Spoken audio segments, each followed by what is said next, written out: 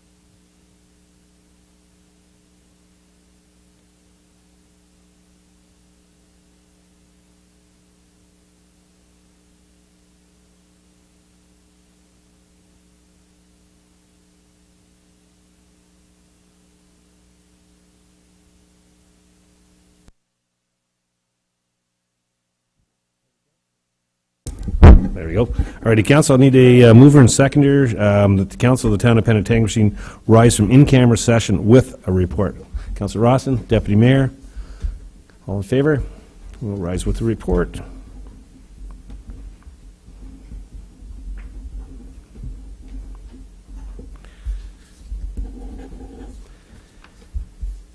And I'll need the mover and seconder for the following motion: that the purchase of the parcel of land at 188 Main Street be approved for an upset limit as outlined in the staff report, inclusive of all costs associated with the purchase. Councillor Rawson, Councillor Leroux, comments, questions? Seeing none, I'll call for the vote. All in favor? That is carried.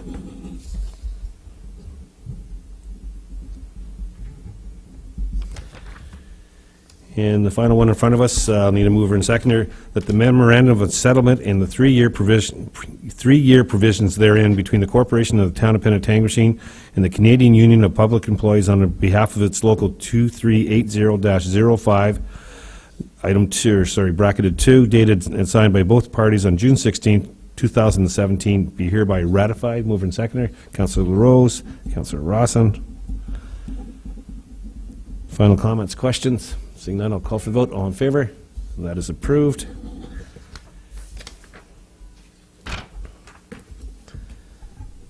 Next up is question period from the media and public, but seeing you weren't here for the discussion, I can't imagine there'd be very many questions coming up.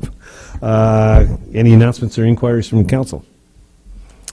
Seeing none, then I'll look for a motion to adjourn, please. Councillor Rawson, Councillor Mayat, all in favor? We adjourned special council at, looks like about 6:54, I think, Stacy.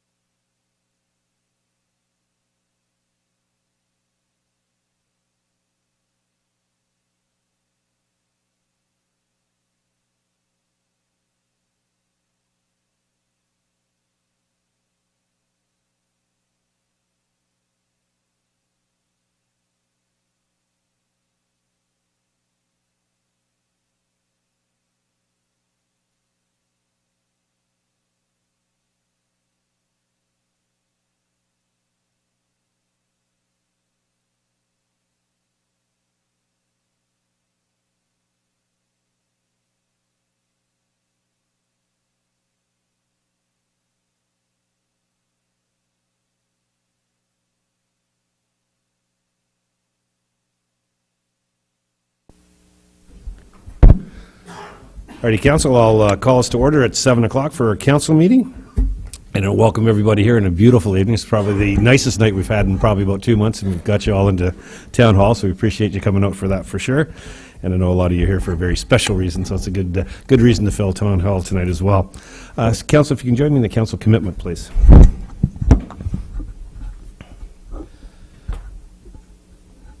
We are grateful for the many gifts which have been bestowed on Penetanguishene and its citizens, including the gifts of freedom, opportunity, and peace that we enjoy.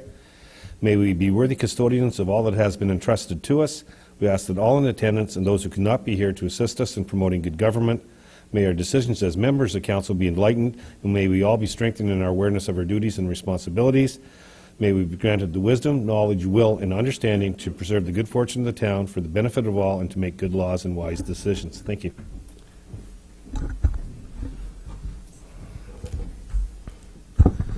Moving on to agenda item number 3, which is the approval of the agenda. It's moved by the Deputy Mayor, seconded by Councillor Leroux, that the agenda of the regular council meeting of June 28, 2017 be approved as presented. Any comments, questions on tonight's agenda? Seeing none, I'll call for the vote then. All in favor? And that agenda is approved. Thank you very much.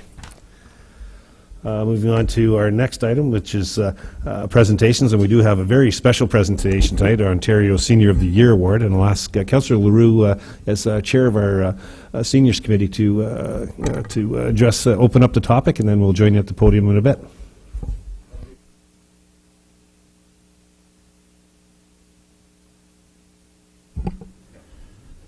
Again, it is a great pleasure to award tonight the Senior of the Province Award to Anne Murphy.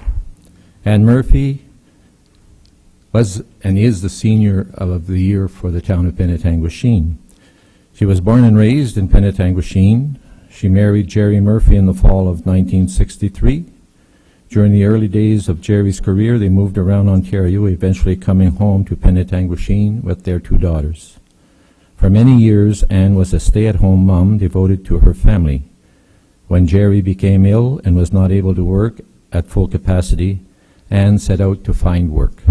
She started at what was then the Mental Health Center at Penetanguishene, now Waypoint, on a part-time basis, moving on to full-time and working her way up to ward clerk.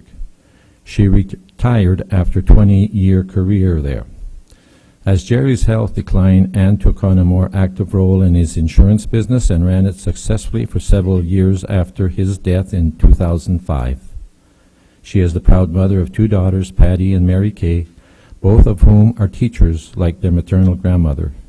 And her pride and joy these days are the 3 grandchildren, Patrick, Claire, and Audrey. Throughout her life, Anne has been a strong community volunteer dedicated to the town of Penetanguishene. Some of her achievements are as follows. For many years, she worked with the Heart and Stroke Foundation during their annual fundraising campaign, helping to organize the town and collect funds. She was a member of the town Penetanguishene Planning Board for 11 years. She served as a member of council for Penetanguishene for 22 years. She has been a board member of Hospice Huronia for the past 3 years, currently serving as chair. She volunteers at St. Anne's Church, processing the weekly collection for the past 6 years. She has been a member of the Ladies of St. Anne for several years and is now starting her 2nd year as president. She volunteers with the Rotary Club of Penetanguishene as a friend of Rotary. She is on the Parents' Council at Canadian Martyrs School. In addition, she supports many other worthy causes. It is worthwhile noting that Anne volunteered in more than one area at a given time. She has given countless hours to the betterment of Penetanguishene and is most deserving of the title Senior of the Year for 2017. Actually, it's 2016. No, 2017, this one. And so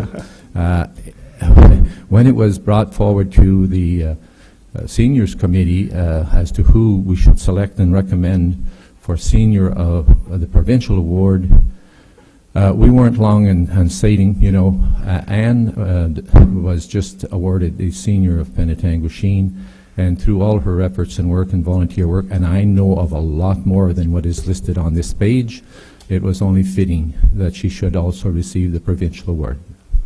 So Anne, if you would come forward in your worship. And I'll just read your Senior of the Year Award, Anne. Senior of the Year Award 2017, Prix de la Personne Âgée de l'Année, presented to, décerné à Anne Murphy by the Municipality of Penetanguishene in recognition of your outstanding contributions to our community after age 65, and it is signed by the Honorable Dipka de Merla, Minister of Senior Affairs, Her Honorable Elizabeth Dowd, the Lieutenant Governor of Ontario, and Head of Council. Anne?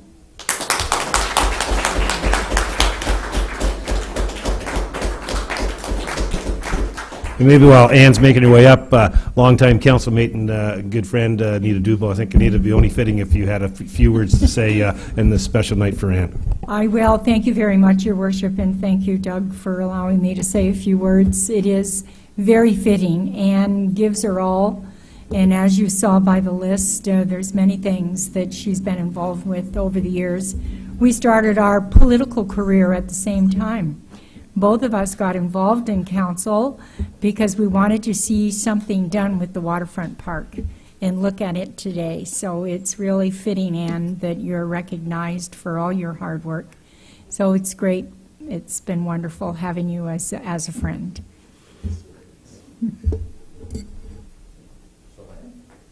Congratulations once again. Here we go.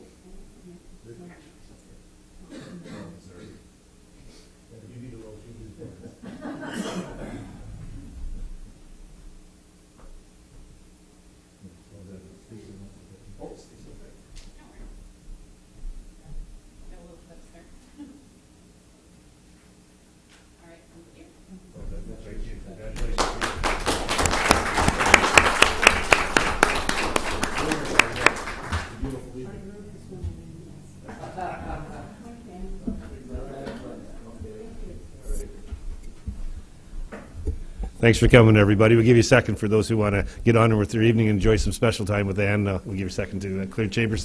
Thanks for coming, for sharing this special moment. And I just wanted to say, don't eat everything. I will be there as soon as council is over.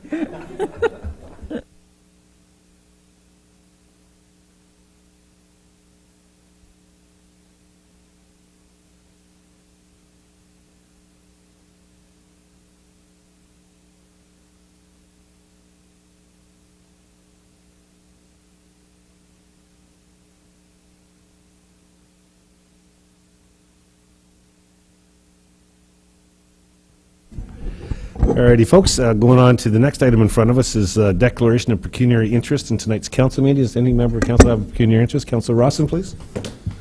Thank you, Worship. I'm going to declare for two items on the agenda. One is item 9A, Committee of the Whole Reports, Planning Section 7B3, regarding the zoning bylaw amendment, and the second one would be 13A, the consideration of bylaws 2017-48.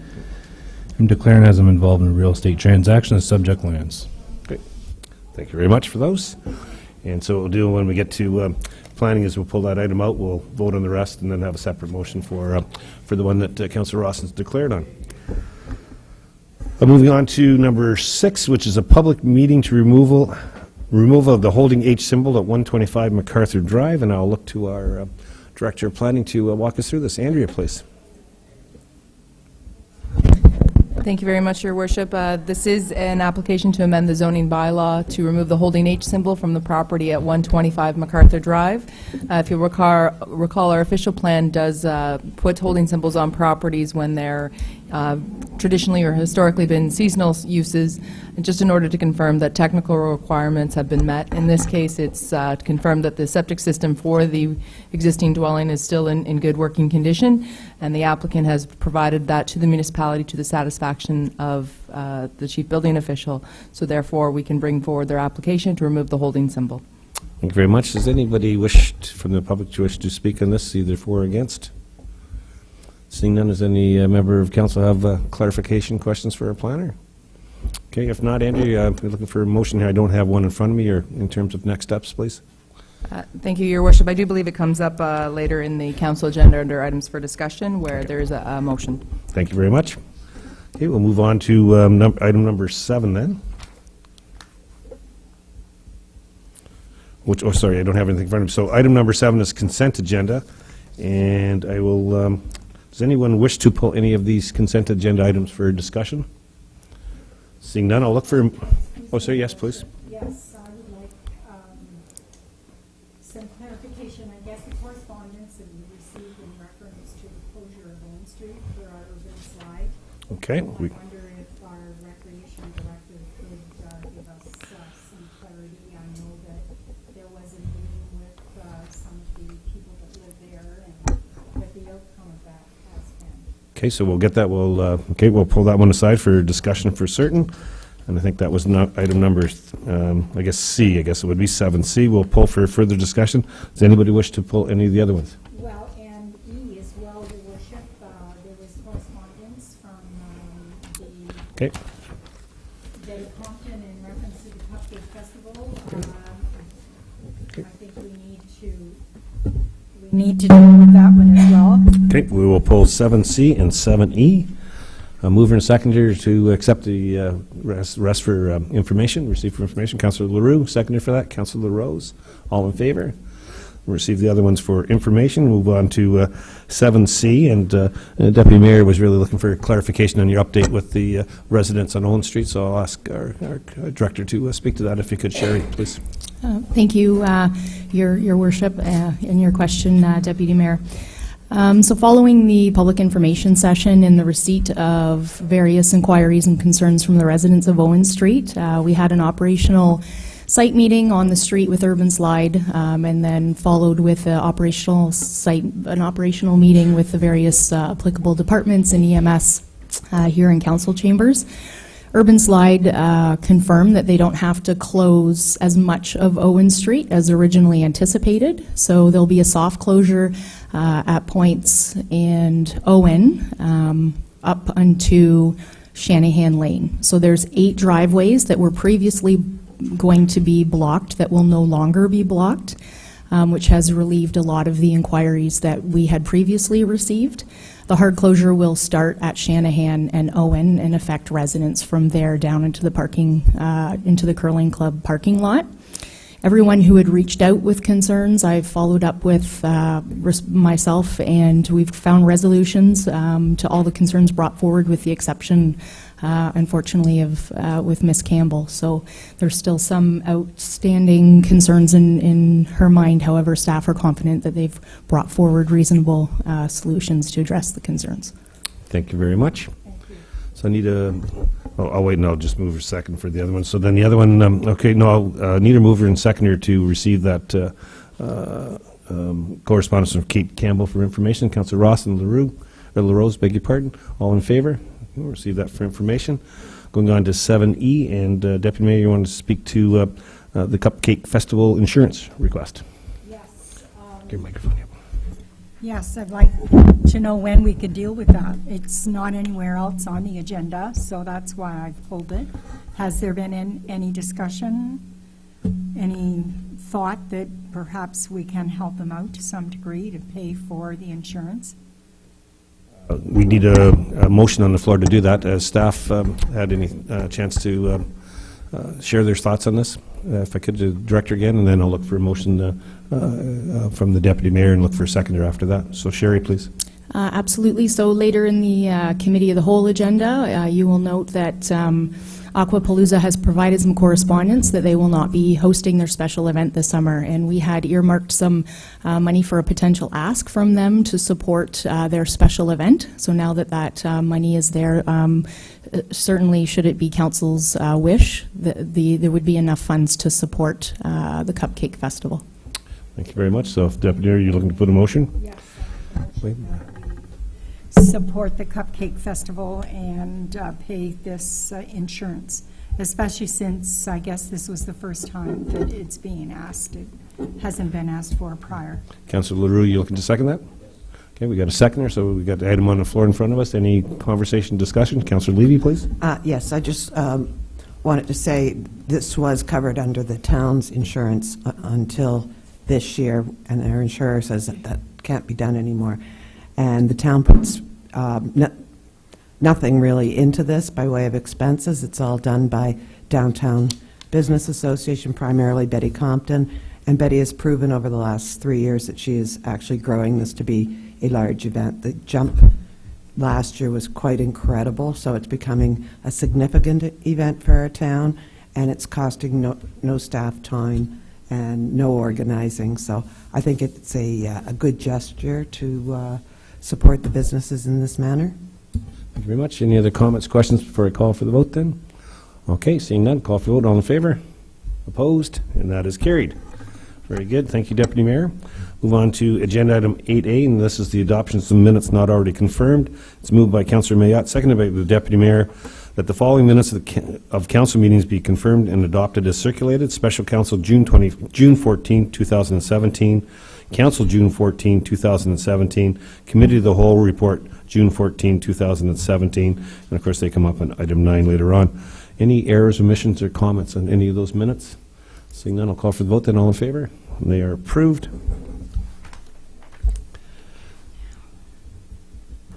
Okay, moving on to agenda item number 9, which is presentations and considerations of reports from our Committee of the Whole. The first one up in front of us is moved by Councillor LaRue, seconded by Councillor Mayotte. The recommendations contained within the Committee of the Whole report related to Recreation and Community Services section be approved. Does anyone wish to pull any of these items for discussion or conversation for the debate? See none, then I'll call for the vote. All in favor? And those are carried. Moving on to planning and development.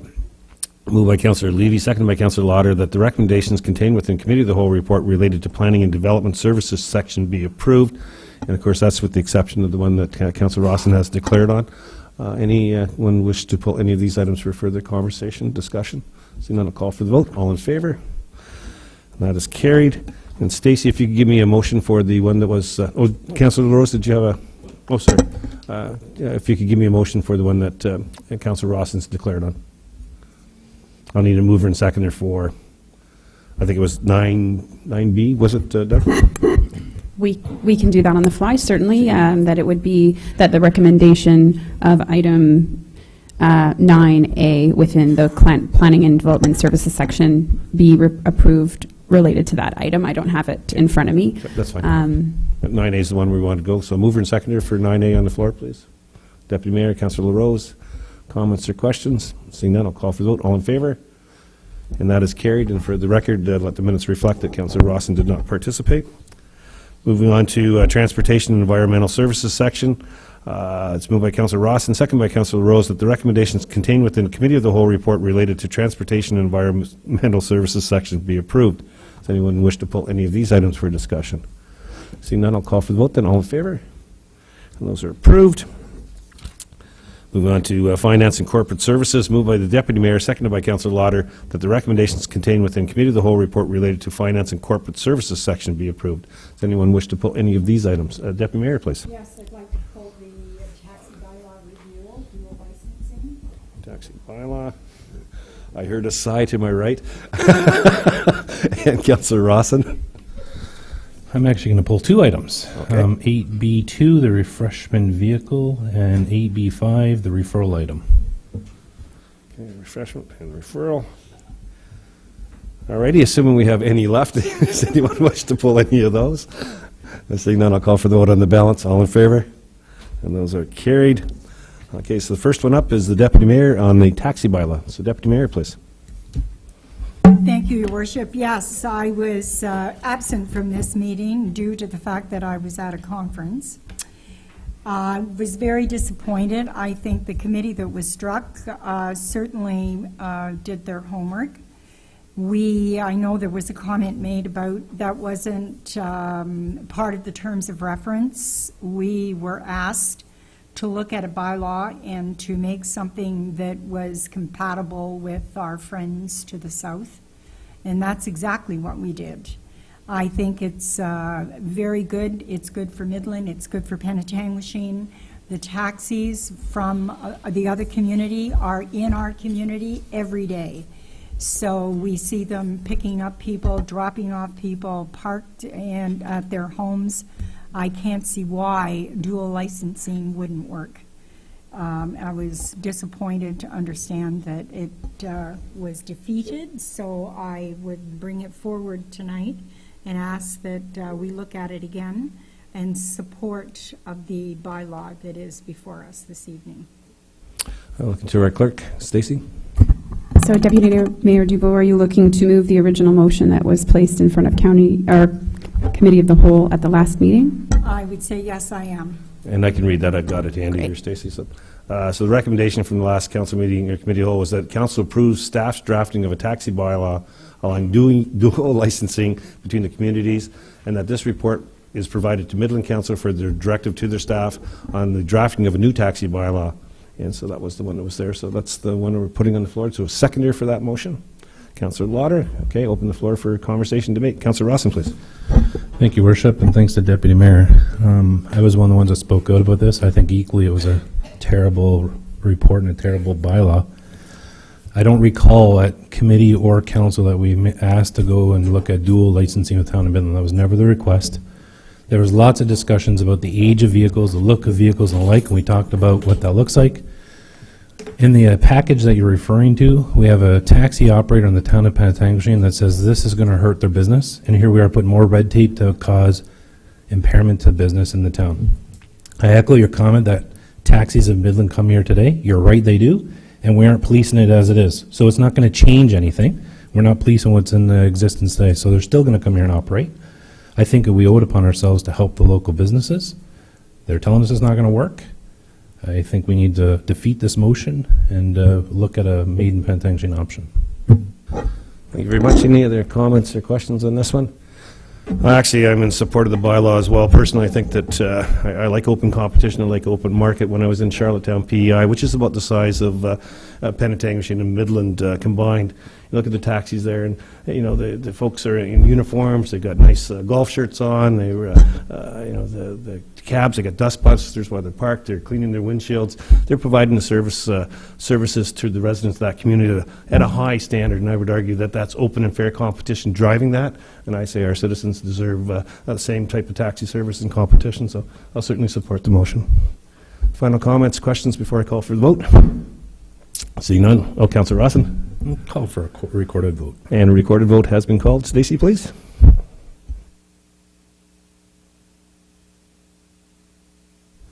Okay, I'll just read the motion one more time. Ms. Stacey, I guess you've got it in front of us. Once you get for the recorded vote, if you could just read the motion as well, please. Thank you. Because I've lost that flip screens. Yeah, I know, but I flip screens, so I'll let Stacey. Yeah.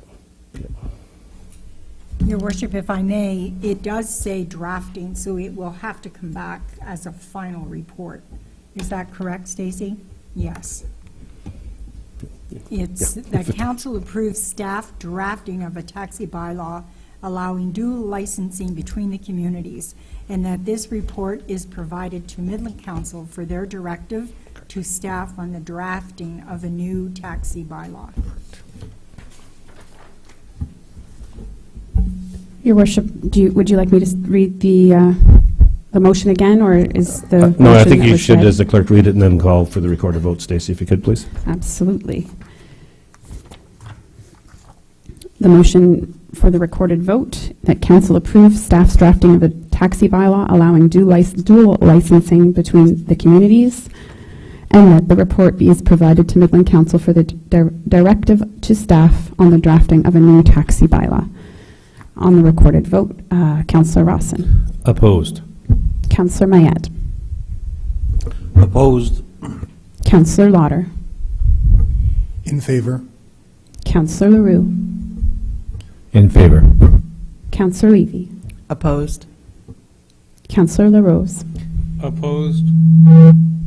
Deputy Mayor Dubois. Mayor Marshall. In favor. And that motion is defeated. 4-4. All righty, so we'll move on to the next one, which was, I think, let's go to the referral items, then we'll come back to the other one. So Councillor Rawson on the referral items, please. Item AB2, is that the one you're referring to? Yes, so the one you're talking about for referrals.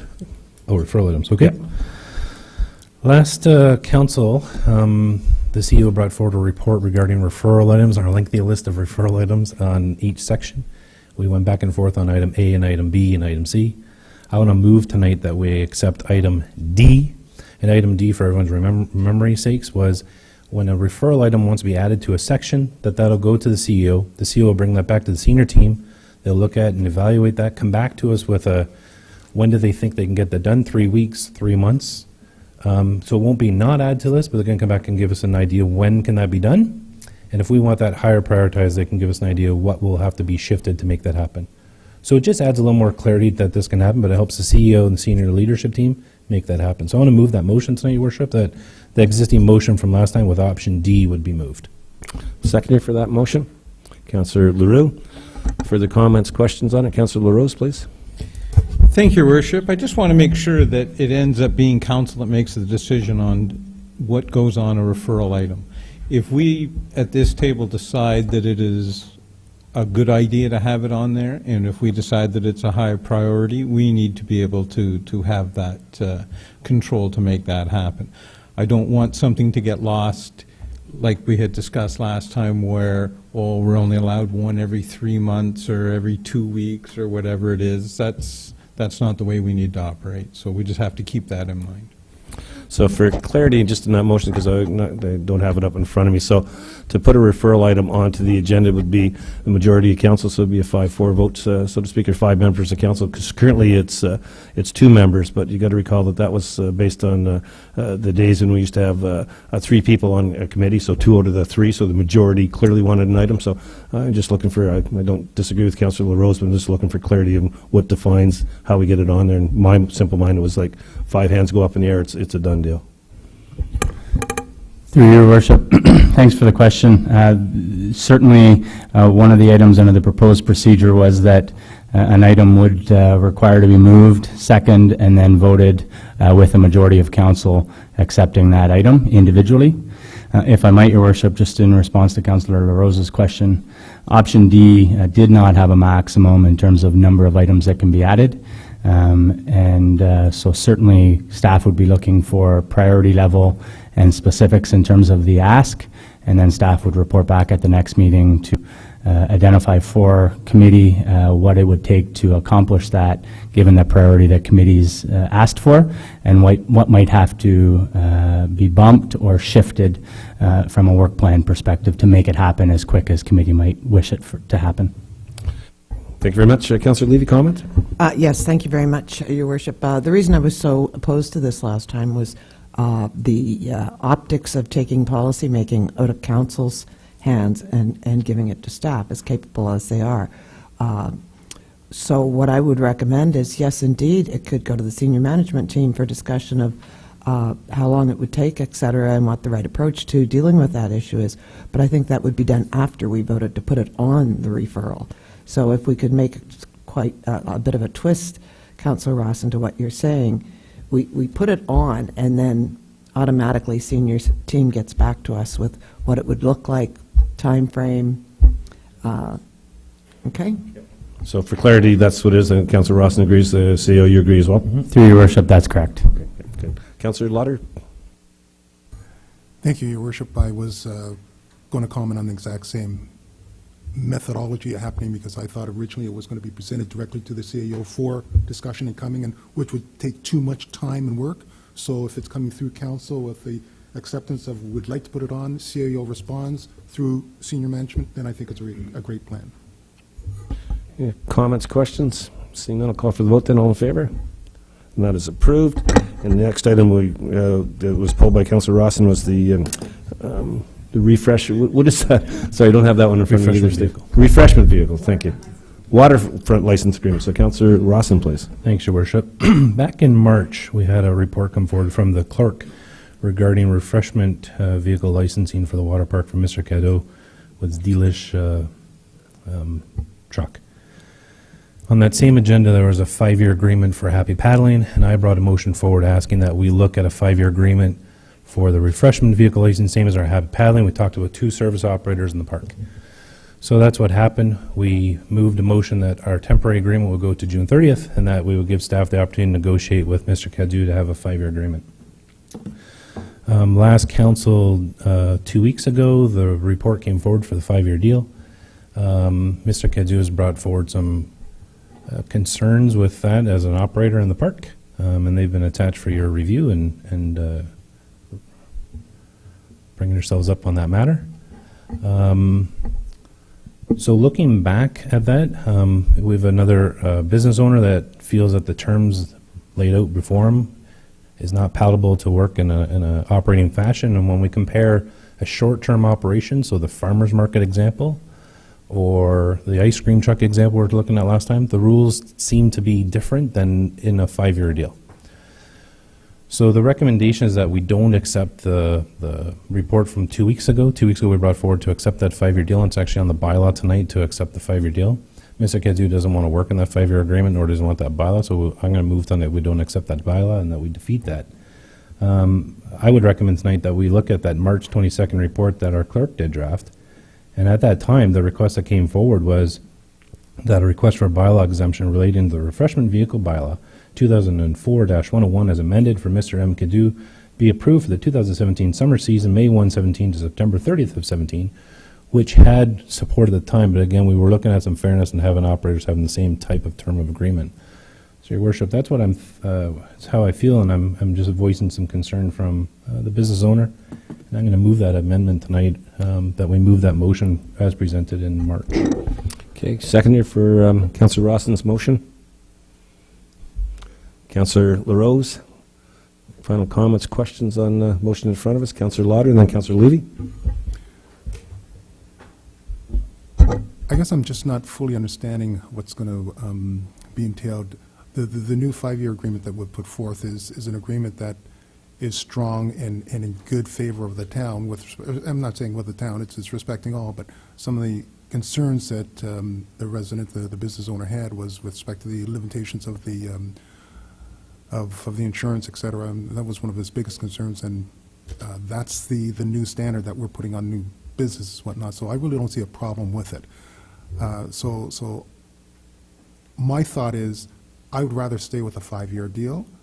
If we're looking more towards going on a 1-year plan with everyone, that's going to increase council's work continually on a year-by-year basis to look at everyone that's coming forth.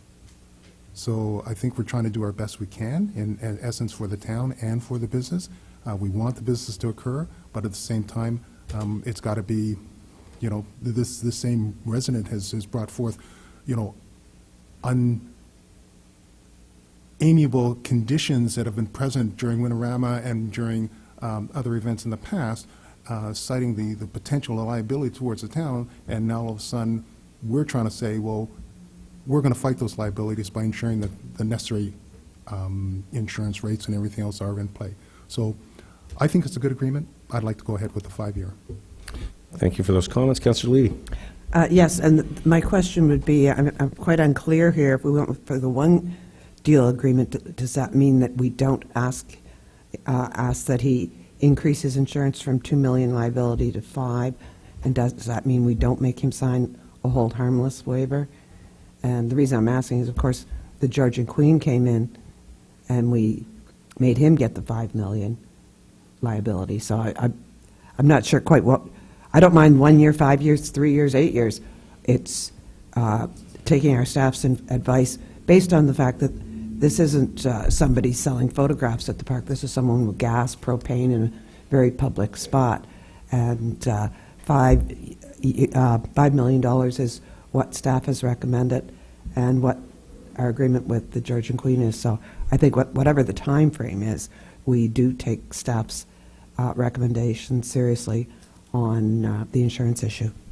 So, Stacey, in terms of Councillor Levy's clarification question, so is there a difference in terms of liability and hold harmless clauses between the 5-year contract and this 1-year suggested situation? Thank you, Your Worship. Happy to clarify. I know in this specific instance, it's a little more confusing than the other two instances. Happy Paddling, the George and Queen being kind of the only two recent ones that we can look to. Both of those were independent license agreements. One was to use property at our waterfront. The other was the waterfront as well, but at the dock. So those were both included in $5 million. We've been sort of using this standardized agreement, as Councillor Lauder referred to. However, a food truck is referenced through our refreshment vehicle license. So that bylaw is applied, and that's where those regulations are coming into play with that 2 million number. Is that a bylaw we need to review and update? Absolutely. At this time, though, if a food truck was to get a refreshment vehicle license, the requirements are different than the waterfront license agreement.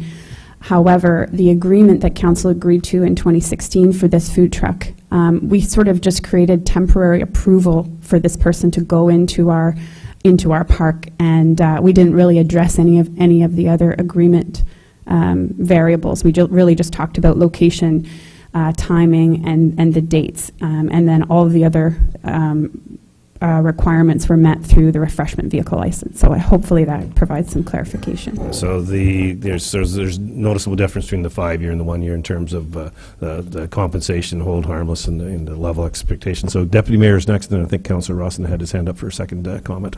Yes, I just wanted to comment that I don't think asking for the $5 million insurance is unreasonable.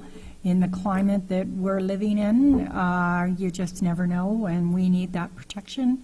And I also don't think it's unreasonable to ask that the employees who will be working in this vehicle that are WSIB, those two issues are, in my estimation, are not unreasonable. And I certainly support what's before us tonight, the 5 years. I think it's unfair, Councillor Rawson, to ask us to look back to March and remember word for word what we said at that time. So I certainly support what's before us this evening. Councillor Rawson, secondary comments? For sure. Then to echo the Deputy Mayor, I won't go back to last March. I'll go back 2 weeks ago. We do have other agreements, such as the ice cream truck that we just voted on. I'll ask the CEO, do they have a $5 million liability insurance for them? And does that individual have WSIB insurance, to echo the Deputy Mayor? The farmers market that's going on this week, do we have WSIB coverage for everybody down there? And do they have $5 million insurance? So let's get the clarification on that part, and let's find out if we're treating everyone fairly. So CEO or the clerk, so we have different regulations for different folks. Obviously, we do with different contracts. So to Councillor Rawson's points, please. Thank you, Your Worship. I'll try to answer it as best as I can. From my understanding, again, the ice cream bicycle, I think we should call it, as opposed to an ice cream truck, because it is a different level of refreshment vehicle license that applied to, which our municipal bylaw enforcement officer gave me a rundown of the differences of the two. They would still fall under that same category that Mr. Cadeau fall under before, where he was under that refreshment vehicle license, and that is how the ice cream bicycle has been licensed to operate. Again, it wasn't about the refreshment vehicle license; it's about the temporary approval of entering into our park. So there's a difference between those things. With the 5-year agreement, it's about a more permanent structure or a more permanent type of agreement of someone being in our park, but they still require that that exception to the bylaw in order of our business licensing bylaw. As for the farmers market, those are done through special events permits. So the special event happens, our special events department handles that. They have to apply. The insurance is actually an opportunity because it's likely just a one-day opportunity. They're not there every day. They're offered through our recreation department, and our director can correct me, hopefully, if I'm wrong. They're offered a rate where they can purchase town-provided insurance. And I don't know if it's at a $5 million or $2 million option, or how that's covered, but they're given a daily rate of $18 or something that they can amend. So I think we're just talking about different things, and that's why they're being handled differently. Thank you very much. So final comments before I call for the vote. Councillor Lauder. One last thing I'd like to say is that as of the 1-year agreement, we're saying, okay, come on in a temporary basis. We'll let you come in, and we'll let you play in our park. We'll let you try to do business, and if it works, great. Then you can come after us next year and do 1 year again. But in the meantime, if anyone else comes in, then we'll be entertaining them. Right now, with Delish, we've actually said we're going to try to make a 5-year agreement with you. And with this 5-year agreement, we're going to commit to you for 5 years. That means you have this area for 5 years' time. No one else is going to come in. We're going to allow other people into the park, but not within their area. So I think it's a grand opportunity for this business owner, but at the same time, if they don't see it, then, you know, if we want to go on temporary, by all means, if he wants to decline this after we've accepted it, then he can decline, and he can come to us and say, well, I'd like to go temporarily, day by day, and take my chances on keeping up in the future, and we'll have to discuss that as council. Okay, Councilor Rose hasn't spoken yet, then I'll go to Councilor Ross. Thank you, Your Worship. I'm just wondering whether it would be prudent on our part just to go back to the original deal, let them go through. It's a short period of time, and during that time, that would be one of the items, as the clerk alluded to, that the bylaw needs to be upgraded. It's kind of hard to make an agreement with somebody using, you know, what is going to be the new rules, but allowing somebody else to do something under the existing rules. We're kind of having it both ways. So being that it's a short period of time, it's only 90 days, whatever, July, August, and then it's over, I believe, in September. So I would suggest that we just go back to the original agreement. We wait it out for 90 days. During that period, during the winter, we upgrade our bylaw to set out the new rules. And then at that time, if we want to do a 3-year, 5-year, whatever, I wasn't concerned about the term, but I was just concerned that we're trying to get the rules right on one side, but somebody else, as early as 2 weeks ago, gets to come in under the other rules. It's just not quite fair. Councilor LaRue, and then I'll go to Councilor Rossin. First of all, Your Worship, I have a question through to our Director of Recreation. Sherry, do we actually have a 5-year agreement signed by Mr. Kedju?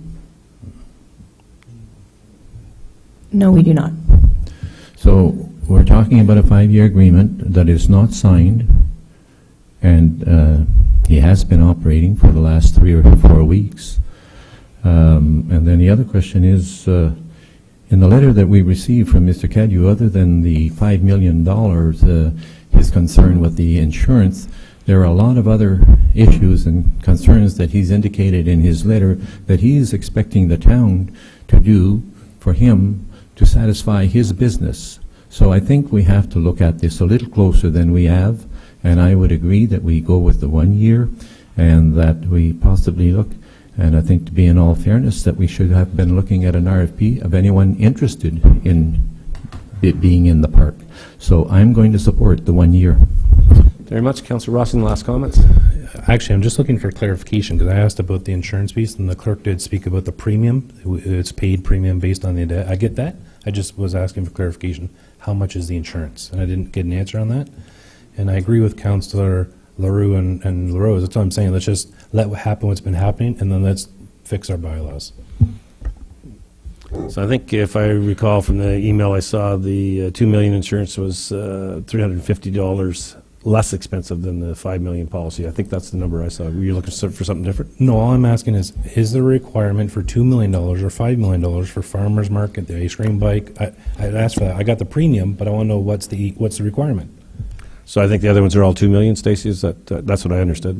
I know I can say with confidence that the ice cream vehicle, refreshment vehicle license that was issued is $2 million. I can't speak to what the special event permit happens. I don't have that information, but perhaps our treasurer or our director of recreation have that information. Carrie, please. Thank you, Your Worship. In terms of our third-party insurance provisions that we do provide to events, vendors, on behalf of our insurance, for people that don't have event insurance, they can purchase it through our third-party insurance provisions through our company. So the level of insurance, whether it be $2 million or $5 million in terms of general liability, is really subjective from the town's perspective in terms of the level of liability or how much risk is being assessed in the best interest of the town. So, for example, I'll just use the example that's being discussed tonight. So the example of an ice cream bicycle selling frozen product requiring $2 million in general liability insurance is a lower risk than a motor vehicle in terms of a refreshment vehicle truck driving in the park to get to wherever they're going, and selling prepared foods and that kind of thing. So it's just the level of risk assessed in terms of the 2 million or the 5 million that we would assess. Councillor Lauder, please. One final comment, and this is just going to put a big bug on everything because we can't go back to the original. Last year, Delish was running off of propane, et cetera, et cetera. One of his comments is the fact that he's put thousands of dollars into his vehicle in order to convert it to electricity, and he wants the town to absorb those costs or not charge him for this year because he's had to make changes in his vehicle. So we can't go back to the original agreement of last year because it deals with propane, him running under propane. Now we are selling him electricity. Is that not correct? No, that was just for the backup generator of the vehicle, so that's not, the propane is still for cooking. Otherwise, you'd have to have a generator to keep his lights on, which would have been a disturbance, so that's why the hydro was there. I'll look to Stacy to clarify my recollection of that. Yeah, just a quick clarification. Basically, as soon as he entered the park, he realized that his generator, which was running his truck, was very loud, and he didn't want to disrupt the neighborhood. So he wanted to be able to plug in. He plugged in to a receptacle that he requested to be installed. We said that that was not something that the town could provide, so he agreed to make payment to have that installed. He paid for that to happen. And so what Mr. Cadeau is requesting is that because he paid to make that happen, that we would not charge for the hydro being used. That's the specific request that's being made, but that is not what was in the agreement from the previous year and was not in the agreement from the recommendation from March. However, in last year's agreement, was there a charge for using our electricity? It was in the agreement. It was. Okay, sorry. I'll take that back. Thank you very much, Castillo, and then I'll... Just to provide clarity or response to Councillor Rawson, in terms of the Bayside Market, the level of insurance for those vendors that are there in the 12 evenings throughout the summer is at a level of $2 million. Thank you very much for that. Alrighty, so Stacey, can you read the motion in front of us? So it's moved by Councillor Rawson, seconded by Councillor LaRose, that it be a one-year contract, I think is the terminology. I'll let her read it, and then Doug, you can fine-tune it. So just to be sure that it was the motion from the original report, and that was that the request for bylaw exemption relating to refreshment vehicle bylaw 2004-101 as amended for Mr. M. Cadeau be approved for 2017 summer season, May 1st, 2017 to September 30th, 2017. And that was moved by Councillor Rawson and seconded by Councillor LaRose. The mover and seconder agree with that motion? Okay, fine. So I haven't spoken yet. I'm not going to support the motion. I still think we need $5 million insurance. Having a vehicle go in and out of your park 6 times a week, so moving in and out in an area where people aren't expecting traffic to be, the propane, there's a lot of activity in there. And the one that bothers me the most is there's a thing called joint and several liability. And so if we have an accident in our park, and the accident is, let's say in this case, Delicious fault, and they're 99.9% guilty, and we're 0.1% guilty, found to be at fault. If they cannot pay the insurance, right, so let's say it's a $10 million damage, and he's got $2 million, guess who pays the $8 million difference? The town of Penetanguishene. So be aware when we make these decisions, there's some serious implications on the other side of the convocation, so I can't support it under those terms and conditions, but I will, final comments and call for the vote. So read the Stacey one more time, and we'll call for the vote, please. That the request for bylaw exemption relating to refreshment vehicle bylaw 2004-101 as amended for Mr. M. Cadeau be approved for the 2017 summer season, May 1st, 2017 to September 30th, 2017. It was moved by Councillor Rawson and seconded by Councillor LaRose. Thank you. All in favor of that motion? Opposed? That motion is defeated. And Stacey, does that mean we just go back to the main motion then as on the floor? Yes. Okay, and I think that was, do I need a mover and seconder for that main motion, Stacey? I believe so. That would make the most sense if now Yep. that it's been pulled. If you could, please just read it, and I'll look for a mover and seconder after you read it, please. So the original motion from the June 14th meeting was that the terms and conditions of the draft 5-year agreement between the Corporation of the Town of Penetanguishene and 1728318 Ontario Inc. food truck known as Delish be approved, and that the clerk be directed to bring forward the necessary bylaw for council approval. Very much. Mover and seconder for that motion, please. Councillor Lauder, Deputy Mayor. Final comments, questions? Seeing none, all in favor? Opposed? And that motion is carried. Thank you very much. Good discussion, good debate. Moving on to item number 10, which is, nope. Sorry about that. Well, it is a unique ring. You got to give me that, right? There we go. Should hear my wife and that goes off in the house. She's going, what? What's going on? Anyways, my apologies, everybody. Moving on to 10A. There you go. Moved by Councillor Lauder, seconded by Councillor Levy, that the zoning bylaw amendment to remove the holding H symbol for the property municipally known as 125 MacArthur Drive be approved. And we spoke about this earlier in that planning section. So any final comments, questions? Seeing none, I'll call for the vote. And that is carried. And on to 10B. Moved by the Deputy Mayor, seconded by Councillor Lauder. Well, this is the Auto Mayor's one. This is a self-inflicted wound. I have to read this, actually. Okay, you guys might want to grab a cup of coffee. This is a long one. All right, so it's a NAFTA resolution, Auto Mayors, whereas the auto sector directly employs over 101,000 people in Ontario and indirectly supports the creation of more than 300,000 good jobs in communities nationwide. And whereas the automotive industry represents Canada's largest manufacturing sector, Ontario's chief export and economic lifeblood of hundreds of Canadian communities, and whereas a thriving auto sector is an essential part of Penetanguishene's local economy, stimulating growth, innovation, and good, high-paying jobs, and whereas Canada's auto sector has been deeply integrated with the United States since the early 20th century, as indicated by the 1965 Canada-U.S. Auto Pact, and whereas the North American Free Trade Agreement governs nearly every aspect of Canada and the United States economic relationships, including the import and export of auto parts and vehicles. And whereas even minor changes to the established trade relationship between Canada and the United States could have enormous consequences for workers, consumers on both sides of the border. And whereas the 2016 Government of Ontario and Michigan signed a memorandum of understanding calling for increased cooperation and partnerships between their two automotive sectors. And whereas the United States has announced its intent to renegotiate NAFTA, and whereas Canada's economic future and continued well-being of Penetanguishene's local economy to depend on a thriving auto sector, therefore be resolved, Council, that 1, joins with councils across Ontario in calling on the federal government to make the protection and growth of Canada's automotive sector a key priority in the upcoming NAFTA negotiations. 2, request the Mayor to write a letter to Prime Minister Justin Trudeau and Penetanguishene's local members of Parliament reinforcing these concerns. And 3, urge local members of Parliament who have not yet done so to join the Parliamentary Auto Caucus, advocating for the well-being of Canada's automotive sector in Ottawa. And please don't make me read that a second time. Final comments or questions? Seeing none, I'll call for the vote. All in favor? All right, thank God that passed. All right.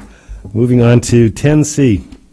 Moved by Councillor Leroux, seconded by Councillor Mariat, that staff be directed to apply for funding for the Ontario Municipal Commuter Cycling Program for the development of town cycling strategy, and that the $25,000 is earmarked in the 2018 capital budget for the development of a cycling strategy conditional upon successful grant application. Councillor Leroux, please.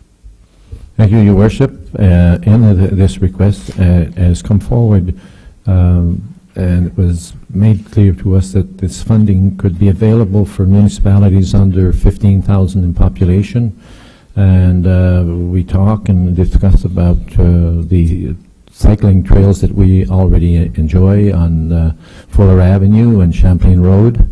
So there are other areas, and they're looking at Thompson's Road, for example, in the future. So this would be a very beneficial grant to the municipality, and if it was received, we could move on with this cycling request. So selection is certainly recommending that we approve this. Thank you very much. Comments for either Councillor Leroux or our Director? Seeing none, I'll call for vote then. All in favor? That is approved. Moving on to 10D, moved by Councillor Ross and seconded by the Deputy Mayor, that Council enter into a letter of agreement with Her Majesty the Queen in right of Ontario, as represented by the Minister of Infrastructure, for the provision of clean water and wastewater funding for the town of Penetanguishene, that a bylaw for the contribution agreement be brought forward by staff for Council approval, And finally, that staff be directed to transfer up to $119,243 from the respective water and wastewater life cycle reserve funds for the municipal contribution required under this funding agreement. Councillor Rawson, please. Thanks, Your Worship. This was discussed at committee recently regarding maintenance of our water systems and recommended to ratify this agreement for the safety of our water. Much. Any questions for Councillor Rawson or our director in this one? Seeing none, I'll call for the vote then. All in favor? That is approved.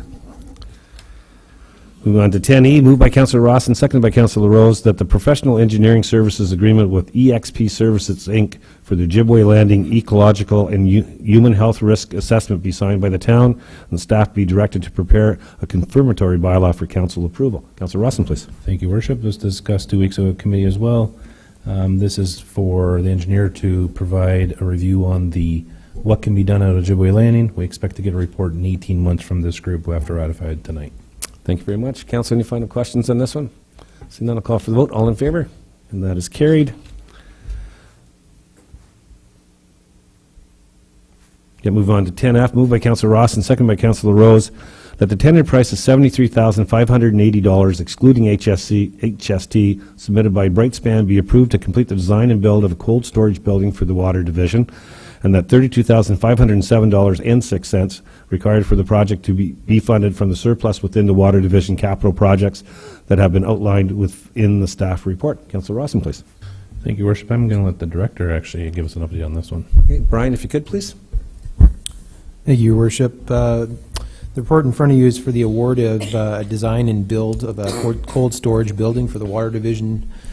This is a 2017 capital project for the Water Division, and it'll be used to store equipment, hydrants, pipe, and materials for the Water Division. And we are looking to proceed with the project. The low bid for the project came in at approximately $32,500 over the budget. So we're looking at using the surplus funds within our Water Division Capital Division projects that we've purchased this year.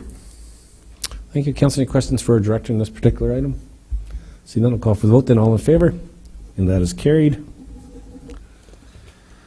Moving on to 10G, it's moved by the Deputy Mayor's, excuse me, seconded by Councillor Rawson. The Council received CAO Report 17-06, outlining the proposals received for the Service Delivery Review Project. The Council endorses the Service Delivery Review Steering Committee's recommendation to award Service Delivery Review RFP to Blackline Consulting for the sum of $25,000 plus HST. Deputy Mayor, please.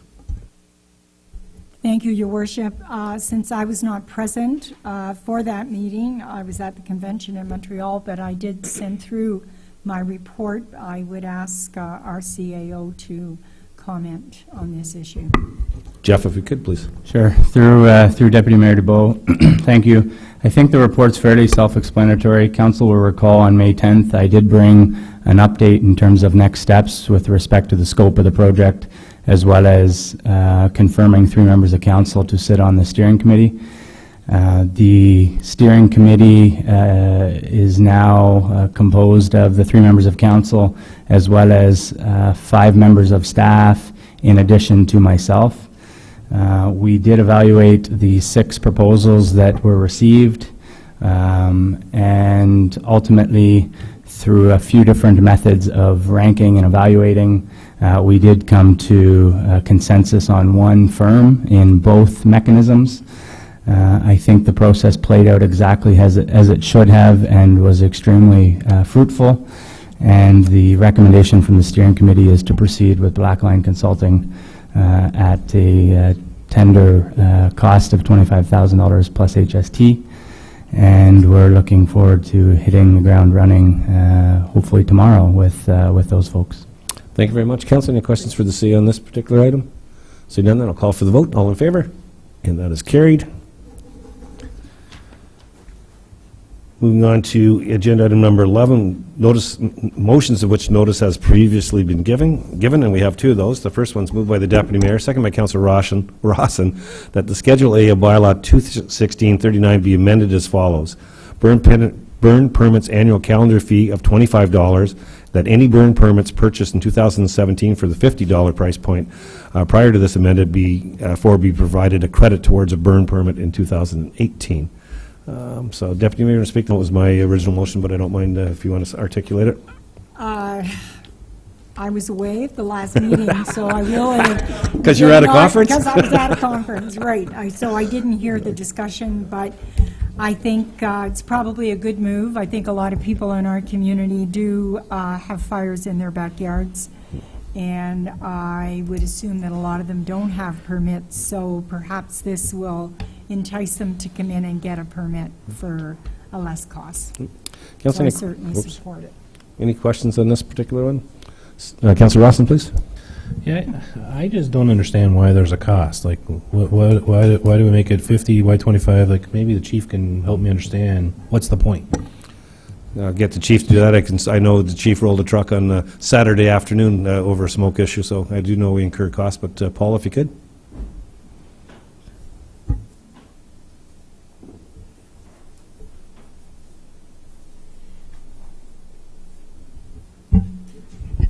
Sorry, there's no mic where I'm sitting. So the purpose of the fee historically is to have a small nominal fee or a fee so that people are held to be accountable for their fire. In other municipalities where they've given it free, a lot of people are just, oh, well, it didn't cost me anything. I have nothing vested into it. So I fully agree with the decision to lower the fee from $50 to $25. I think that puts us in reasonable comparison with our neighbors to the west and kind of southeast of us. But I would recommend to council a couple of things if I could speak. One is to keep the fee there because it does make people have an ownership into being responsible for their fire and not just doing whatever they like. Second of all, I would like to see the amendment take place January 1. That gives us an opportunity to, get the new permits, start the whole new year. Instead of trying to track now everybody who has received a permit. And then now we have to factor in a credit for next year, and we've gone through a budget cycle where we've already factored in, revenues based on the permits and that. So, I support it. I would just ask council that since we're already basically halfway through the year, and we'll probably be selling not as many permits from July on, to implement it January 1. I don't know if that answers your question, Councillor Rawson, or not. Just for clarification, so they do get then you get a burn permit, I know when I pick mine up, so I get a copy of that. So Paul, it would not be as simple as me coming in next year, having paid my $50, saying here's my permit from last year and get a credit so you don't have to do any work doing that? I appreciate your point, I'm just trying to see if there's a way out of it. I'm not sure. That would be a treasury thing at the front counter when people came in to do it. I just think it makes the whole process simpler if we start this January 1 and move forward. I'm going to guess that we're going to have some tenants who have their current landlord's permission for a fire, and if they move to another location in town and then the landlord says, no, I don't want any fires on my property because you have to have the landlord's permission, and they come back in and they're going to be looking for a $25 refund. So. Thank you for sharing that. Councillor Levy. Thank you very much. I fully support going ahead with this immediately. The no refund clause makes it much more palatable and easier on staff. If they do come in next year with their permit, they get their $25 back, or their permit free. No refunds, no cash refunds. I'm completely convinced that the increased number of permits that will be taken out in the next 2 weeks will cover any shortfall. I know people are waiting for this. They've been holding off. $50 is too much for most people. Some of us only have one fire a year. So I say we go ahead and do this as a lovely little Canada 150 present to our community so they can have their backyard fires. You want to follow that up, Councillor LaRose? Thank you. One quick question, Chief. How many permits approximately a year do we sell? 50, 100, 1,000? Probably closer to 200 to 300 a year, in around there. Our numbers are substantial in permits. Even when we get a lot of complaints, most times they have a permit. They may not have followed one or two of the conditions of the permit, but the bulk of the people that the fire department has dealt with always has a permit. I've only ever had one person complain to me about the pricing. That doesn't mean they're not talking to other people. I've only ever had one. The fee for $50 was first put in place back in 1998 when we first allowed, after the Simcoe County restructuring, to have open-air burning again. Twice since I've been here, we've reviewed the $50 with council, and council has left it at $50. So again, my recommendation is, whether it's July 1, I don't know what the urgency is not to wait till January 1 to implement it, fresh calendar year, and move forward. I agree, every resident, every Canadian should have a backfire, roast a marshmallow, have a beer, and a s'mores. I truly, fully support that. All righty. All right, Chief, if you keep it up, you're going to have to get a seat up here, so I think you've kind of ventured into the debate. So I'll go to Councillor LaRue, please. Your Worship, something I might point out is the fact that I do a lot of work in Tiny Township, and I demolish a lot of cottages, and the building inspector indicated to me at the time that we had to get, if we were burning any of the product from these cottages, we had to get a burn permit, and they have to get burn permits in Tiny Township, but specifically was the fact that on the burn permit tells you exactly what you can and cannot burn. And so if you get somebody out there that has a burn permit, such a contractor myself, and starts burning shingles and painted paint wood, gets a complaint from the neighbors, then the bylaw has, in fact, some legal grounds to stand on, because it specifically said on the burn permit what they could and could not burn. So I think it's a good deal. Thank you very much. Any final comments before I call for the vote? CEO? If I might, Your Worship, just to follow up on one of the questions that was asked in terms of the reduction in fee, just for clarification to council, part of the fee actually goes towards advertising and administration of issuing the permits, enforcement, public education, etc. So as the Municipal Act does permit that we charge fees from a cost recovery perspective, as we would with a number of other fees. So this fee would be no different than a number of other fees, just to provide some clarification to council. Councillor Rawson? I'm going to support our chief here. I'm going to move an amendment that this starts January 1 of 18. Do we have a seconder for that amendment? Start January 1 next year. We got a seconder there, okay. Councillor Mayat, moved by Councillor Rawson, that this comes in effect January 1, 2018. Okay. I'll call a vote on the amendment then. All in favor of the amendment? Opposed? And that is defeated. So we're back to the main motion. And sorry, Paul.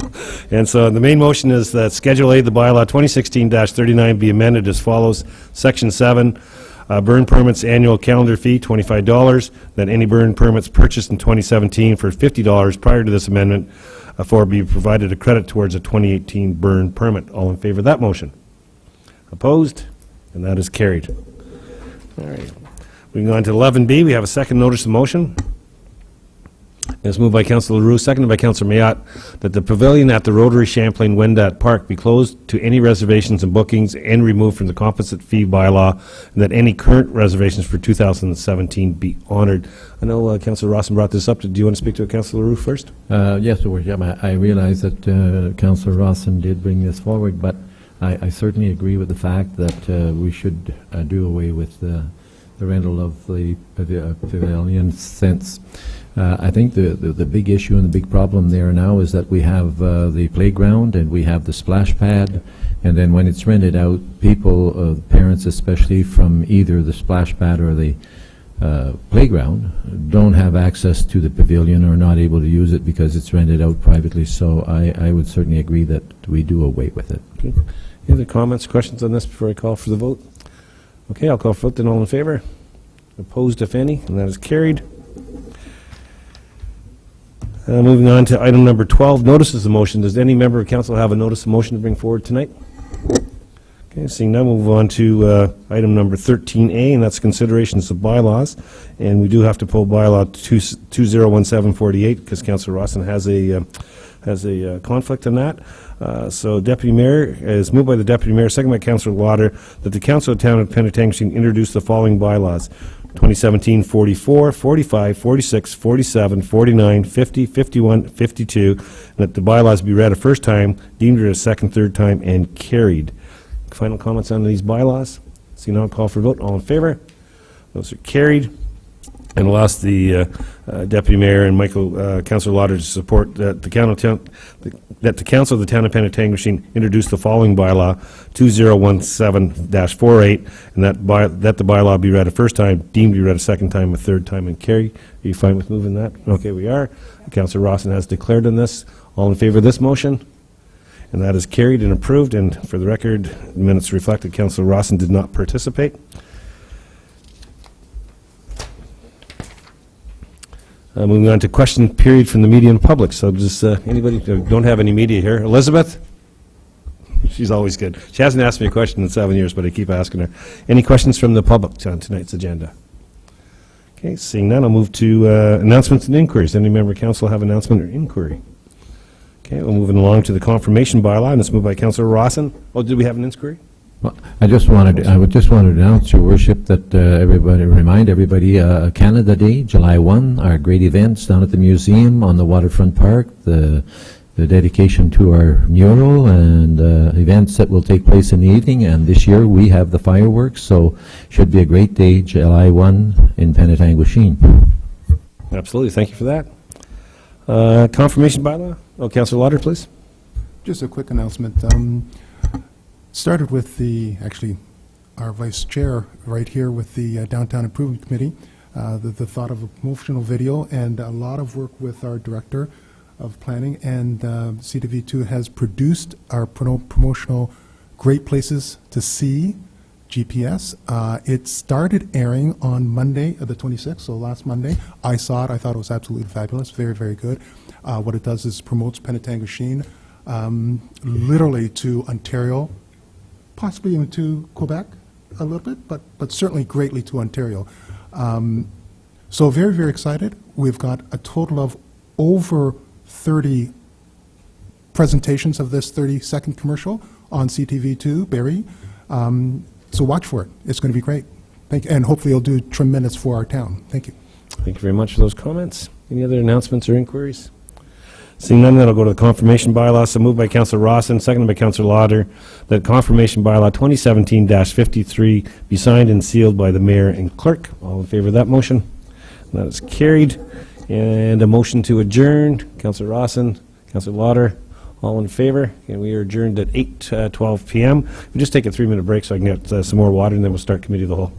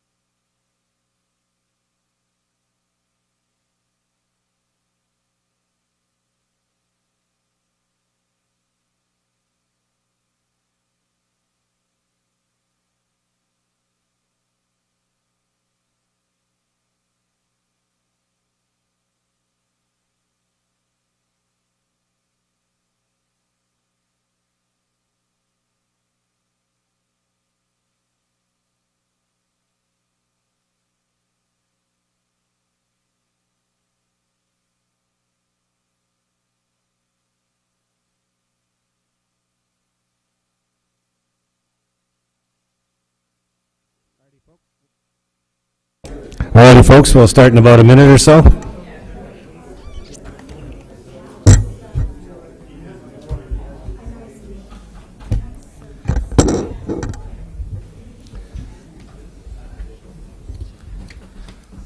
Okay, I'll call our Committee of the Whole meeting to order at 8:18 p.m. First item in front of us is the approval of tonight's agenda, so I need a mover and seconder to get tonight's agenda on the table. Councillor Rawson, Councillor LaRose. Any comments, questions on tonight's Committee of the Whole agenda? Seeing none, I'll call for the vote then. All in favor? And that agenda is approved. Does any member of council have a pecuniary interest in tonight's agenda? Seeing none at this time, if you find yourself in that spot as we move along, let us know and we'll address it appropriately. And we'll move on to item number 4, which is presentations and delegations for all sections. And the first one up is SSEA Risk Management Service presentation from the retired Keith Sherman. Keith, welcome.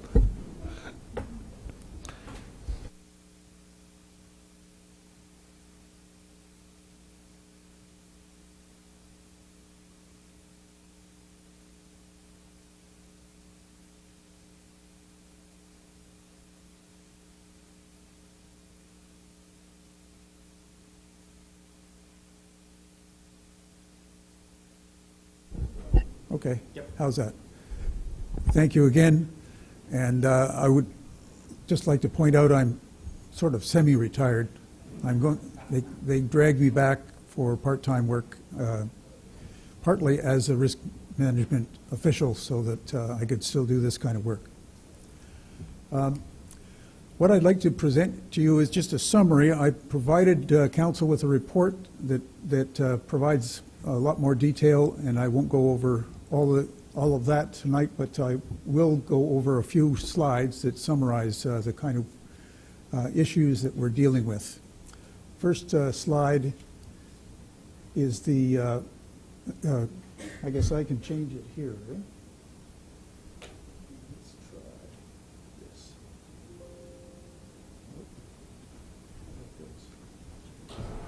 Nope. We're done. Thank you very much. I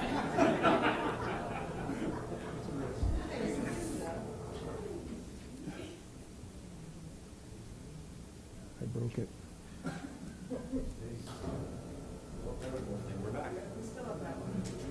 Which button is it? Right or left? Right or down. Okay. Good. This is a short list of the responsibilities of the municipality under the Ontario Clean Water Act. There's a number of items that are directly or indirectly the responsibility of the municipalities. Part 4 under the Act deals with risk management and the development of risk management plans, and the SSEA is providing that under an agreement with the town. There is also a collaboration statement and a municipal implementation fund statement that is an agreement that the town signed with the province that provides some funding that supports both the risk management as well as other activities to implement the source protection plan for the area. There is a requirement under the Ontario Building Code to re-inspect private sewage systems every 5 years, starting at the time. This is the last year of that 5-year period, first 5-year period. So over the next 5 years, that re-inspection has to occur again. Also, the Ontario or the official plan amendments and zoning bylaw amendments should be developed so that they comply with the requirements of the source protection plan and the act where it requires the municipalities to recognize the Clean Water Act. Source protection authorities, in conjunction with the municipalities, are required to provide education and outreach materials and new wells, well abandonment monitoring, of those wells, any of that kind of activity around the municipal production wells also has a reporting requirement under the Act. And there is also for the town of Penetanguishene water quantity threat implementation.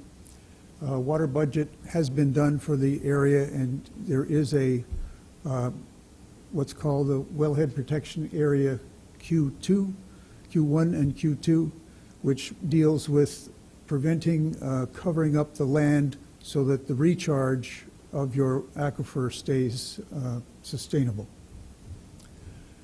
Next slide is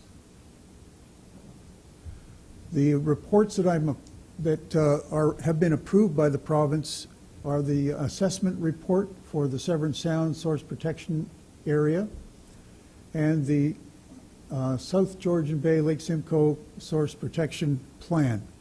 This is the collection of policies that apply to how you deal with significant threats to the water supply in the area, and also in terms of timing and land use planning measures. These two documents have been approved and tailored for the region, this area that we're in, including Severn Sound, and they are based on the best science at the time. They are subject to renewal about every 5 years, and they can be revisited within 5 years. These reports were both approved by the province in January of 2015. The Source Protection Plan has an effective date of July 2015. That means that 5 years down the road, there would be time for a review of those. These are the areas that are called wellhead protection areas in the town. Your main supply is the Payette well supply. That supply is entirely located within the town. The outside envelope that you see, the yellow one, is what's called a 25-year capture zone. That means that it takes about 25 years for the water go from the edge of that envelope to the well. And Robert Street was also modeled under the same scenario, and the same kind of envelope applies to Robert Street when it is turned on and in production. You have a small supply on the other side of the bay, LaPage subdivision, and that is shown there. It's a smaller subdivision-based supply, so it pumps a lot less water.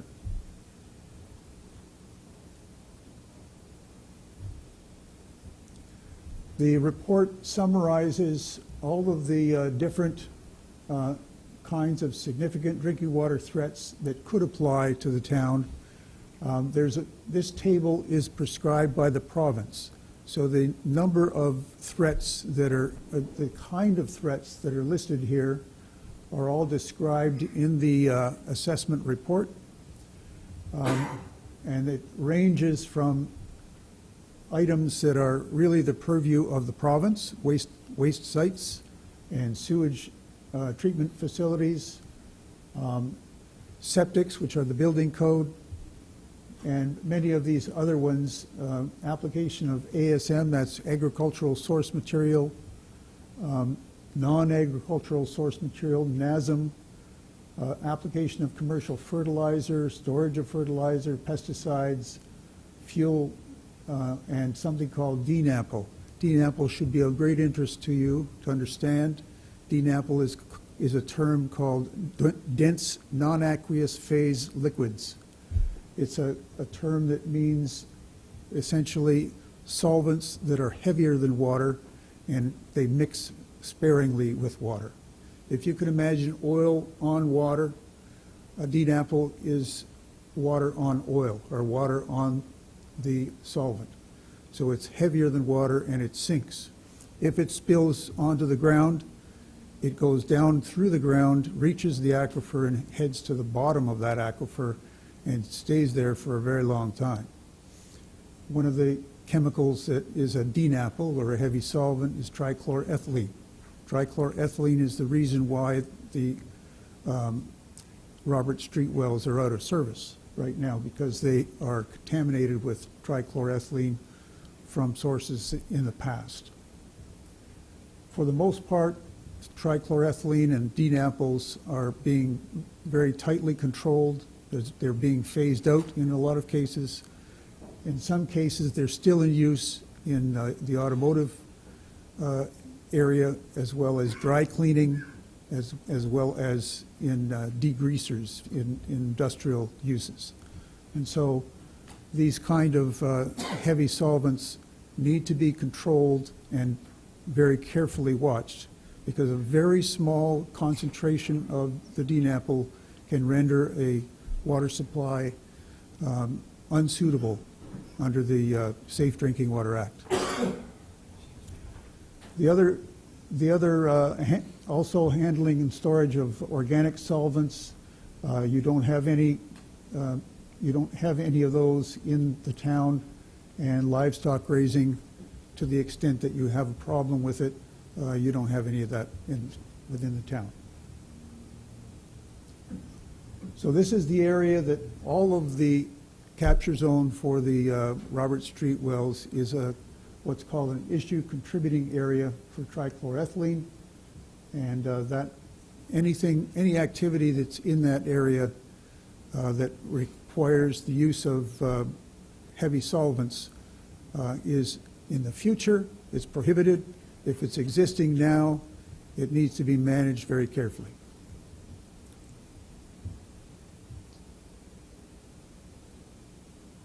So in summary, we've been working away at trying to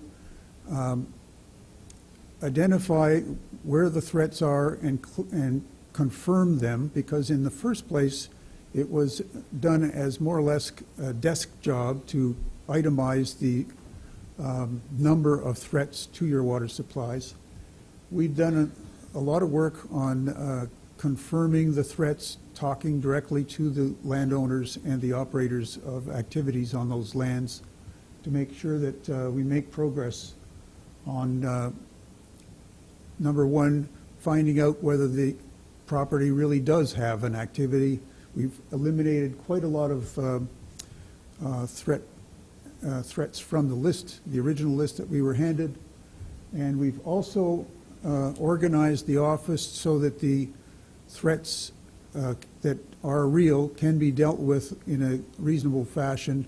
We've talked to other risk management officials across the province and in our region to make sure that we're all on the same page when it comes to talking to people, so nobody is given special treatment or nobody is given too harsh a control.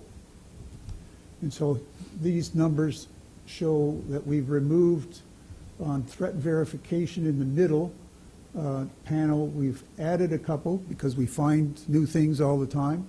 We've taken 22 off. We've confirmed that there are 16 threats to your supplies, and there are 5 pending. Sometimes we just can't find the people that own the properties, or we are doing research on the chemicals that they're using. They won't tell us. Usually it's chemical A is used in chemical B to make chemical C, and they won't tell us what chemical A or B is. So we have to do a little research on finding out what those things are. And we've also, along the way, done property reviews for you in terms of making comments and sending out notices under the Act. Official notices under the Act allow us to declare to a property owner that, yes, they don't have a problem, or they do have a problem, and that they must go ahead and do a risk management plan, or they don't have to do one, but they can never use that product ever again on that property.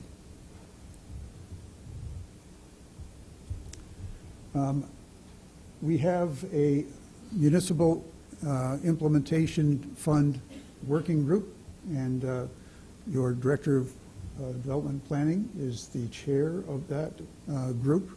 This is a group of 8 municipal representatives from around our area, And this is a flow chart that was worked out on a referral, or screening process, if you will, for new development that comes in, proposed for any properties that are inside those capture zones. And it's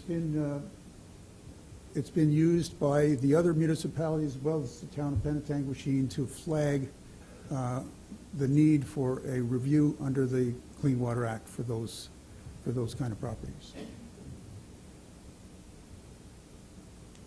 And there's a screening process, a screening form that is used to alert us when there is a property that is coming up for development.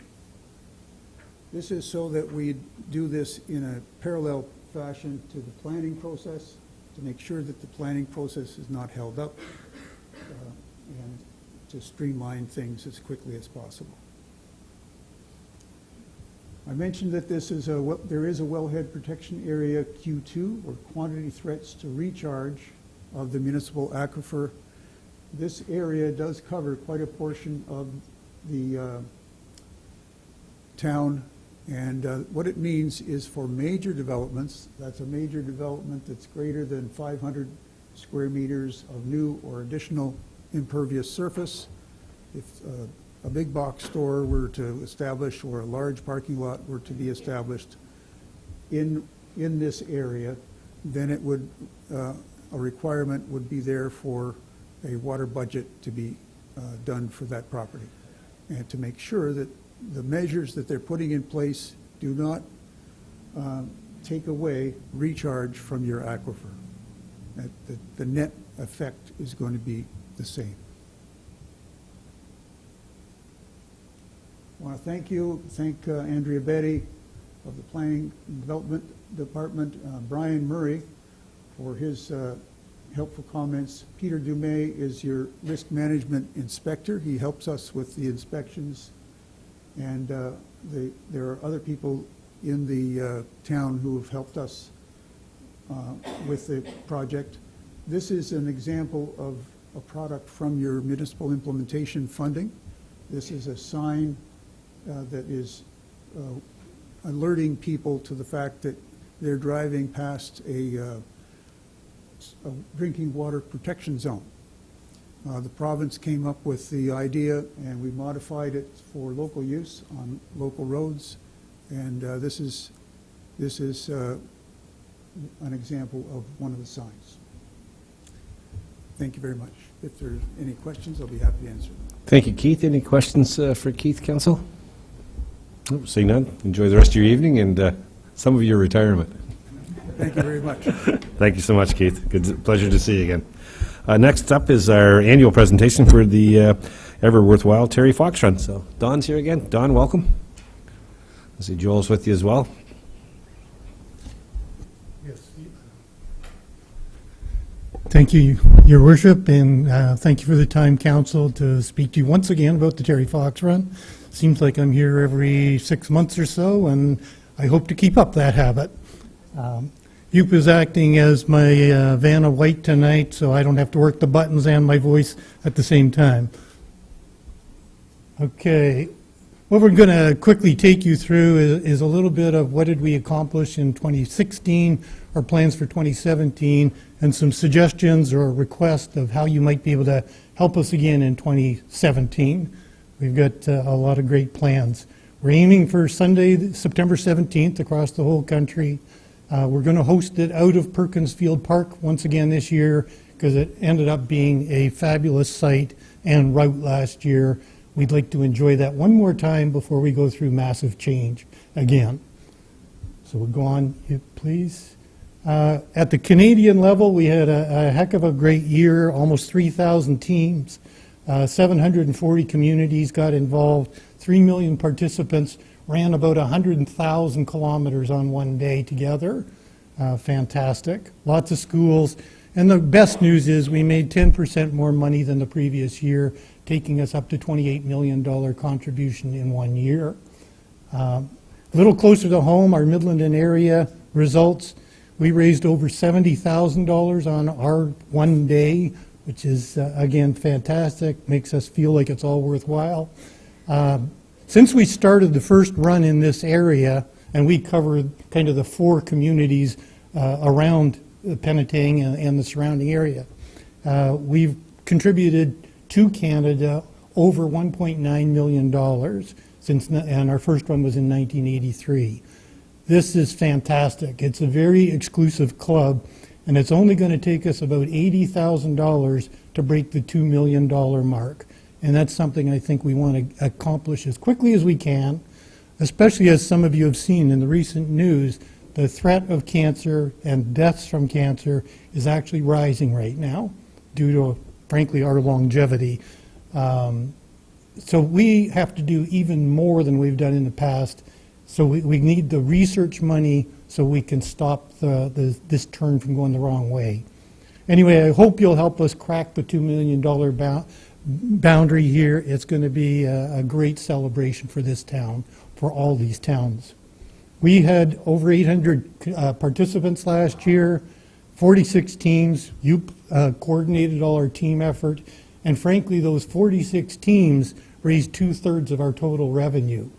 It's very effective. It's almost what a pyramid selling kind of approach. We get a leader in place. They form their own team. They all go out fundraising, and things grow very, very quickly. So we're really going to concentrate on teams this year as a key to raising our revenue. We've points of pride here, just the last 2 things there. We, as a group, contributed. We were the 16th highest dollar contributors in the province. We are nowhere near the 16th largest community in the province. So I think this is a mark of incredible generosity and caring out of this community. Similarly, they've introduced a new measurement of dollars per resident head count. And we are in the top 20 in Ontario there. I won't say we're 20th or anything. We're tied with several others at $4 per resident head count. It'll be easy for us to move a little higher up that ranking next year. First time we've had that ranking. So that's kind of how we did looking back. We'll look forward now. We've set some targets. We're going to try and make over 75,000 this year. I'm nudging my team to say, let's make it 80, because that'll take us over the $2 million mark, and we will get there. Youp and our gang are trying to drive us over 50 teams.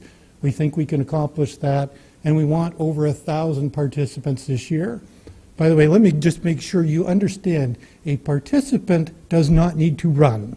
A participant needs to open their wallet. That's all they need to do. I don't care if you form a team and you all sit here on that Saturday. I'll bring you donuts and coffee, but bring money. Please. So what we're going to do this year is not anything major. We're going to kind of ride on last year's success a little bit. We're going to tune up some things on the route and the format of the opening program that we've got, because we had a winner last year, and like I said, we need some stability right now. Focus on team. Online donations, we've found that anybody who uses the online facility for fundraising makes about 1/3, they bring 1/3 more dollars to the table than if they use paper pledge forms. It's just you can network so well now using electronic tools. We can really broaden this thing out, and it is so easy, it's incredible. We even have an app so you can watch on your iPhone as the money flows into your team bank account. It feels good. I watch mine every 30 seconds. We'll have a bigger and better auction. We had an auction for 2 years in a row now. We raised over $2,000 with just the auction last year. We're going to make that better this year, and we're going to have an online bidding facility as well. We'll have some complimentary events. We just ran one for Tiny. We organized a 5K for them just within Tiny, and we made some good money there. Good practice for the Terry Fox Run. We are also going to have a booth at the Canada Day festivities in Midland, Little Lake Park this weekend. We're going to extend the day. One notion, Anita, I don't know if you were there last year. I think you were, but what we found is at the end of our run last year, because it was in this nice park instead of a parking lot, when people finished their run, they didn't just take a glass of water and go home. They hung around and hung around and hung around. And we can't do our cleanup till they leave. So we're like, hey, these people want to stay. We'll try and give them something to stay for this year. We're going to extend the auction for an hour and a half, 2 hours into the afternoon. We're going to have live bands. We're going to have way more kids' activities, and kind of urge people to bring a picnic lunch and stick around for an hour and a half, 2 hours into the afternoon, and make it more of a family day event than just a run. So I hope that's going to be popular. The key to our success, we believe, is not so much the program itself, it's how much we hype it up. We've got so many things we have to compete for mind share and wallet share. We have to be there and be in everybody's brain every single day. We'll use social media like crazy. We've got all kinds of campaign ideas going on to really market this program. But one of the things we've got this year is some news. We have breaking news, just like CNN.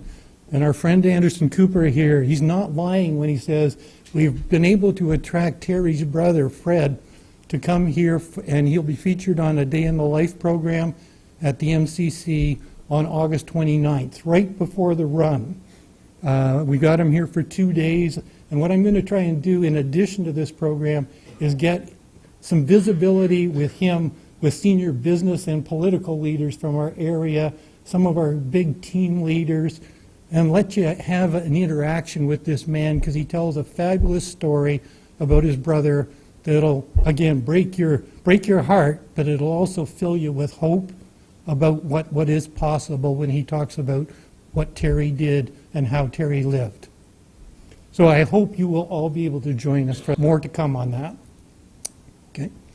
And how you can help, my encouragement to you is form a team. Like I said, you can all sit here and be a team. That's fine with me. Use the online fundraising tools that we will provide you, because they make more money than the paper version. Have a Terry Fox Day in Council. I would suggest that. We have got that in place with Tay, Tiny, and Midland now. So it would be great if you could do it as well. The councilors, the mayor, the staff, all dressed in beautiful wardrobes like I'm wearing tonight, just for you. And we tend to organize it to have sometimes a flag raising ceremony, one of our Terry flags. We'll do things like have a survivor talk to the council and tell a very personal story. And you know, let's make this very, very personal. That's what it is. So we'd encourage that. These programs, by the way, we only take about 15 minutes of the day. You do your normal business otherwise, but it's a declaration of we're honoring Terry today. And ideally that is close to the run time. A week or two in advance of it would be great. Introduce us to organizations you think we should go and tap on the shoulder. We have a big outreach program, but introductions go a long way. Help us as we get closer to promote the event. Things like we have posters, we have banners, we have social media messages. We can really use your help in reaching the Penetang community, because you have different communication vehicles than we have. I'm encouraging all the councils to challenge each other, and let's get a little friendly competition going on here to see who can contribute the most this year and in future years. I think we could have some fun and make some money at it. And you've never heard me talk about money before, right? The last thing is really a regional decision where we have to shut down part of Palm Beach Road out as far as Marshall Road. And typically when I go to the region, and I know the chair there, they ask, first of all, have you got local council approval? I will tell you that Tiny and Midland councils have both approved it. It doesn't affect you so much, but it's in their jurisdictions. So, but if you're just supportive of the notion, that would help. And on that note, I believe I am done, other than questions and suggestions. Good. Any questions for John or Don or Yope? Anita, Deputy Mayor? Thank you. I might just mention that the recent Terry Fox event at Discovery Harbor certainly should put all of this right in the forefront for the next couple of months. It was an excellent production, and certainly I think that will help. Yeah, it was excellent. We just, you can't say enough about it, right? It engages you. I dare you to go and not be part of this. Any other questions for our guest? Well, thank you very much for coming. Good luck Thank with you. the event, and we'll certainly support it all we can. Thank you very much. Thanks for coming again. Moving on to agenda item number 5, items of reference. We have none. Agenda item number 6, I was looking for council's permission. We've got guests here tonight, the Robillards, and their items under planning and development. Would council agree to move in P&D up first so we can get the Robillards on with the rest of their evening? Okay, with agreement to that, then I'll turn the chair over to Councillor Levy, please. Perfect timing. My computer decided to go to sleep and won't wake up, but that's okay. We'll carry on. Starting with the consent agenda, we have 2 items in the consent agenda, and I'm wondering if anyone wants either of those pulled. Yes, Mayor Marshall. Sorry, I'd like to pull the first one, which is correspondence from Dean M. Robillard, please. Okay, and do I have a mover for the second one? Deputy Mayor Dubo, Councillor Lauder seconds that. All in favor? And carry. Thank you very much. Mayor Marshall, you wanted to speak to 8A1? Yes, please. So I met with the Robillards a couple of weeks back, probably about 2 or 3 weeks back, and they found themselves in one of those situations that sometimes happen in small towns. They're applying for, I think it was a garage to be built on their property, and during that application process, it was uncovered that they actually have a triplex in an area that's not zoned for a triplex. And so for the last 22 years, they've actually had a duplex with an accessory apartment, so all intents and purposes, a triplex. That's been there for a better part of a quarter of a century. And so part of the challenge in rezoning, of course, is the application fees. And I'd suggest I'd look for a seconder that we actually, that the council, that the $1,500 application fee for the zoning bylaw amendment be waived for 245 Fox Street in light of the fact that it's been a triplex in their town for a better part of a quarter century. So I was just looking for a seconder for that, and we can have some conversation. So, Stacey, Councillor LaRue is willing to second my motion to waive the fee. Thank you, Councillor Levy. Who would like to add to this discussion? Yes, Councillor Rawson. Will this be accomplished through the official plan coming out shortly, or hopefully come out shortly? A terrific question for our planner. Thank you, Councillor Levy, through you to Councillor Rawson. No, this is actually through the zoning bylaw itself. The property is in a different zone, and so in order to permit the triplex, it would be a rezoning or zoning bylaw amendment that would needed to be approved by council. Anybody else have any comments or questions regarding this? Seeing none, I'll be very clear what we're voting on. We're voting to cover the Robillard's costs on the rezoning to permit, potentially permit a triplex. Yeah, so if I could, Councillor Levy, I'd just You read got the it there? official. Yeah, so that the $1,500 application fee for zoning bylaw amendment be waived for 245 Fox Street. Okay. All in favor? Opposed? Carried. Thank you very much.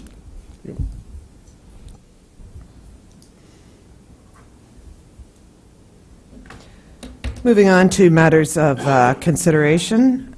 Land inventory analysis, staff report, PD 1744, recommended action, that this report be received for information. This is something I've been asking for about 8 years, and I'm very pleased to see it.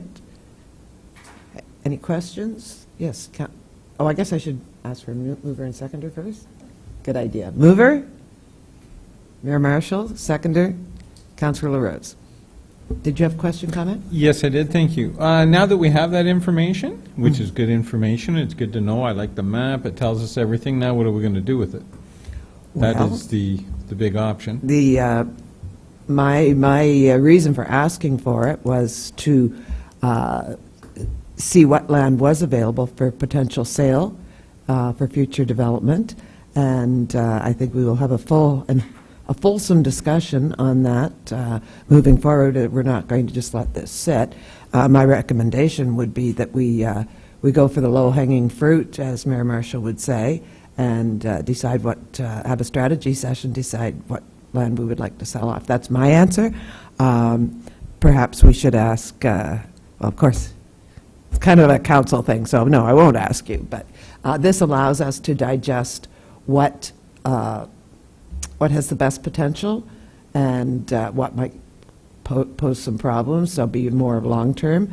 So we won't remove it, I don't think, from the referral agenda because there's low-hanging fruit. Okay, does that answer your question? Thank you very much.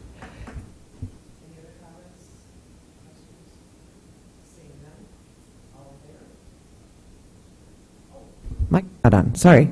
All in favor? Carried.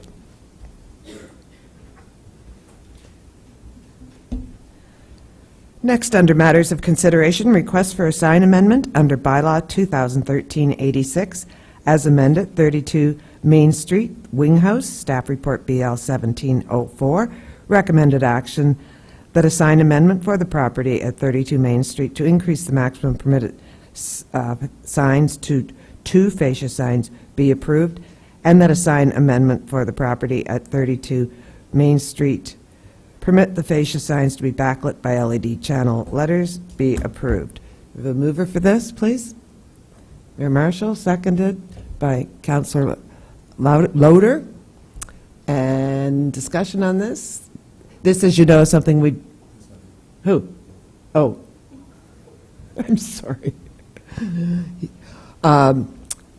We've had many of these signed bylaw amendments come forward to us over the years, and it's simply, we've never been able to agree to change the bylaw, so we do find ourselves amending them from time to time, and this is one of those requests which we regularly get and we regularly approve.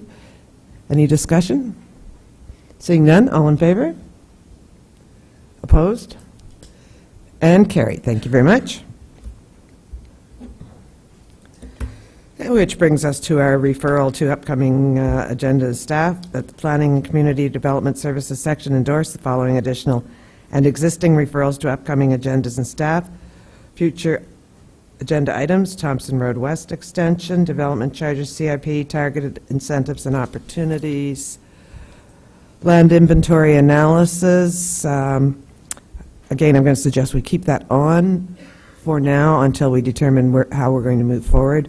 Secondary suite report. Any additions? All in favor?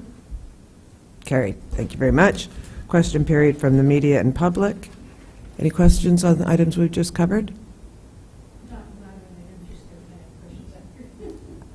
Okay, this is questions dealing with just the items that we've covered, so if you wanted to ask a question regarding your property, you can go to the podium and ask that question.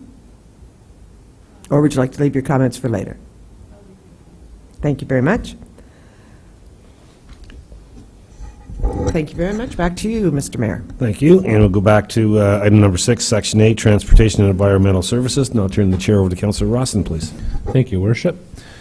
6A is our consent agenda. It's recommended that the following consent agenda items have been given due consideration, be received for information. We have 4 items. Number 1 is the Severn Sound Environmental Association Risk Management Services Report. Number 2 is the Midland Penetanguishene Transit Ridership Monthly Update. Number 3 is the County Road 93 Complete Street Study, Public Information Center Presentation Boards. And number 4 is a correspondence from Cindy Dupuis regarding the crosswalk request at Robert Street West and Dupuis Drive. Any member wish to pull any of these for further discussion? Mayor Marshall. The crosswalk, number 4, please. Okay. Any other items for any other members? Seeing none, we'll have a mover on the remaining sections, Mayor Marshall and Councillor Rose. Call for a vote on those, and we'll go back to Mayor Marshall. All in favor? And opposed? Those are carried. Mayor Marshall, number 4. Thank you very much. Chatting with staff on this and having checked out that crosswalk request, it actually does make some sense for me that we might want to include it as a budgetary consideration for 2018. I think it does warrant it. It's got a fair amount of traffic, fair amount of activity, and it's probably not a a bad opportunity to look at in our budget and see if it fits into our priorities. But I think it's at least merits a budget discussion. So I'd look maybe for a mover to support putting it into this year's budget for consideration. Then we could have a healthy, costly debate later on. Brian and Jeff, are we good with that for budget consideration?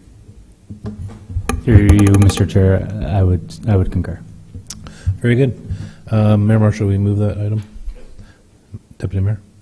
We'll call for the vote. All in favor? And opposed? That is carried. B is matters for consideration. Number 1 is a verbal update regarding the Main Street Sewage Treatment Plant project. Brian? Thank you, Mr. Chair. Since the date of my last update, we've had our contractors on site addressing the remaining deficiency items associated with the project. Once that is completed, we'll have our electrical contractor on site to complete their work and wrap up those remaining deficiency items. Thank you, Brian. Any questions for Brian on this item for any member? Seeing none. Number 2 is the award of Navy Lane Sewage Sanitary Pumping Station Upgrades Project. It's recommended that both construction tenders received for the Navy Lane Sanitary Pump Station Upgrades Project on June 17, 2017 be rejected, and that the project be re-tendered in the fall of 2017 for spring 2018 construction. I know when talking to Brian, the biggest recommendation on this was based on the cost. It's significantly over our budget amount, and we feel that it's similar to Main Street, that we're late in the tender process to get some good assurance on the pricing. In conversation with Brian was, are we going to be able to do Chatham Street, Main Street, and this project next year? Brian feels confident that's achievable. So I recommend that we accept this as well. My only suggestion is that we go to tender sooner than later. Don't wait too late in the fall that we're putting this out soon. We can do it just like we did with Main Street. So if we have a mover on this item, Councillor Rose, seconder. Councillor Rose, any discussion on this? Seeing none, we'll call for the vote. All in favor? And opposed? That is carried. C is referrals to upcoming agendas or staff. We did a great job eliminating lots, so I assume no one has anything they want to add. Seeing we have none we want to add, I just asked council if everyone's comfortable, if we could remove the verbal update on the sewage treatment plant. We made that a standing item. Brian gave us a great update, I think, in close a while ago. And Brian will be coming back to us as items progress in that closed issue. So if everyone's comfortable, if we could remove that item moving forward. With that? So clerk, we can, good. So our motion will be that the Transportation Environmental Services section endorse the following additional and existing referrals to upcoming agendas or staff: Thompson's Road extension options, Champlain Road weight limits, and the transit agreement renewal options. A mover. Moved by Councillor Rose, second by Councillor Roux. We'll call for the vote. All in favor? And opposed? That is carried. Question period from the medium public. Seeing none, back to your worship. Thank you very much. We're going to item number 7, section B, and that's Recreation and Community Services. And I'll turn the chair over to Councillor LaRue, please. Thank you, Your Worship. We start with the consent agenda and the recommended action that the following consent agenda items, having been given due consideration, be received for information. Correspondence from Aquapalooza Georgian Bay re 1-year hiatus. Trails Committee minutes dated May 9th, 2017. The Seniors Council minutes dated May 2nd, 2017. And the Penetanguishene Public Library Board minutes dated May 29, 2017. I guess the only comment I would make there is in regards to Aquapalooza, Georgian Bay not being a part of our summer program this year. They've decided to take a year break and move on. Does anyone have any of these items that they wish to pull? There being none, I have square mover, Councillor Rawson, seconder Councillor LaRose, all in favor. Thank you. Matters for consideration. Community Center Concession Booth Agreement. Recommended action that the draft agreement for the use of the space known as concession booth at the Penetanguishene Memorial Community Center be approved as presented, and that the clerk bring forward the necessary bylaw for council approval. I'm sure everyone has had a time to go through the process. Christine Patnode has operated this concession for a number of years, and I think that the renewal is well in line, so I'm asking for a mover. Sure. Councillor Rose and Councillor Mayette as a seconder. All in favor? Carried, thank you.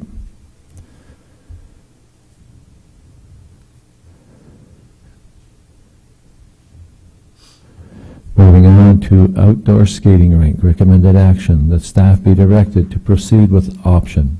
Option A, refine vision committee to provide direction on location, size, refrigeration, pavilion, lighting, accessory building. Option B, public consultation, staff to seek public input through an electronic poll on the size, location, and amenities of the facility.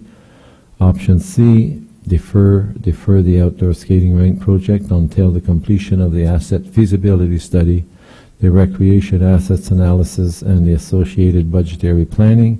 Or option D, a do-nothing committee would no longer proceed with the development of an outdoor community rink.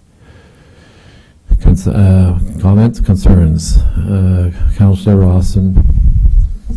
I'll actually move option C, Mr. Chair, and if I can speak to it now, I can. Okay. I think this is a great thing, but my only concern is, one, the capital cost, and then the second is the operating costs. I know Deputy Mayor mentioned that a while ago about our park, and sometimes we do things, but we don't recognize the operating cost, the ongoing cost to maintain what we have. So my one concern is, one, the capital cost to get into it. We do need to think about our existing rinks, so I think we need to do a good fulsome review of what does the assets look like. My other thing is, I recall last spring of 16, I believe our director brought forward a report to drop the ice rate fee to be competitive with our neighbors. And I remember we're at a certain level, we had to drop it to be competitive with our neighbors because people were leaving, and that we had some excess ice time at that time. So it just makes me wonder, do we need more supply, more ice time if we're not filling it now? So those are really my concerns, the operating costs, the capital costs, maintaining that, and do we have enough supply now? So I would like to wait, not have staff do more work until we get the rest of it figured out. Your Worship, you were next. Thank you. Yeah, I was actually leaning towards option B, the public consultation. I think we have evidence-based from a couple of years when we had that outdoor rink over here by the church, and our citizens loved it. They utilized it, and it was well received in the community. So I'd like to understand that. I mean, the costs are a little staggering, but in one conversation, with our staff the other day, said, for instance, if you're working with your citizens out here and you actually built this thing over a 5-year period, so I know it's $1 million, but let's say you want to do it over 5 years, you could actually do the main landing with the pipes 1 year, and then put up boards year number 2, maybe put the boards up in the roof in year number 3, and then connect the pipes in year number 4. So I'd like to see what our citizens say about this, because it was well used to the point where we were being pressured as the council of the day to actually schedule activities there. So it was just an outdoor rink, you go and come and go as you will, and there was actually demand at that time. So I think there was some evidence that our citizens like that. So I don't disagree with the sense of deferring it. I don't disagree with Councillor Rawson's kind of positioning on option C, but I just don't want to take the public out of the conversation, because I think there was evidence that said there was interest, and I'd like to hear what that interest continues to be, and if it's got support. Councillor Levy. Thank you very much. I would support deferring this item. The price tag is, I can appreciate wanting to engage the public. We always do want to, but I think once the public hears the price tag, they will not be quite as invested. So I think we should defer this item for now. Okay. Councillor Lauder. Thank you, Mr. Chair. I like the deferral, option C. The only problem I have is that when we talked about the $30,000 and put it aside, there was a lot of discussion, and the discussion went to putting forth a study to decide how to facilitate and how to maintain and how to grow our current arena. Because there was talk when we were looking at the master plan and where to go with this, the $30,000, there was talk about investigating in new facilities, and that was squashed by council. So I just want to make sure that if we are looking to defer, that the $30,000 that has been set aside in the capital budget is to facilitate a study which looks at both the current facilities that we have and also the potential to build new facilities, because that's the main premise of what we're talking about right now. Thank you. Any other for your Deputy Mayor? Yes, I would support option C as well. I think we need to do a lot of work. I want to see the assessment feasibility study and the recreation asset. I agree. I am up at our arena pretty well on a regular basis, and certainly there's a lot of things that can be done in that particular facility that would make it more attractive. So I think we need to fully understand what we need there. Yes, I think it's important to engage the public, but through these assessment feasibility studies and the recreation asset, I think there will be an opportunity for the public to be involved in that. So I would support option C this evening. Thank you. Further comments, concerns? I would point out that I would love to see this happen, but the figures are staggering, and I too will probably go along with option C, that we defer until we have our asset feasibility study done. So, Councillor Rawson, are you prepared to make a motion to option C? I already did. You already I think I have a did. second. And seconder? Councillor Levy. All in favor? For option C to defer.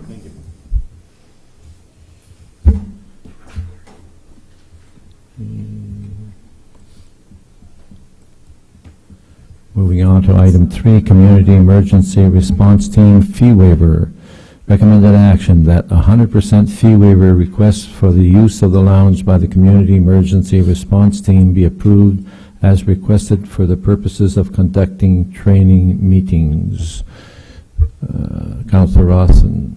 I'll move it. Seconder, Deputy Mayor, all in favor? That is carried.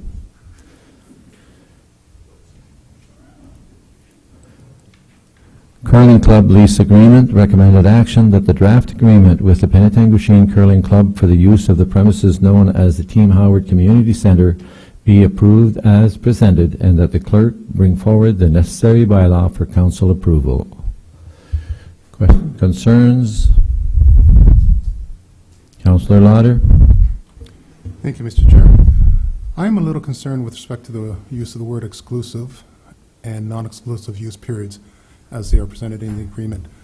Basically, item 3 defines the exclusive use period from September 13th to May 31st in the first sentence, and it gives that fully to the curling club. The remaining of the item talks to the non-exclusive use period, June 1st to September 14th.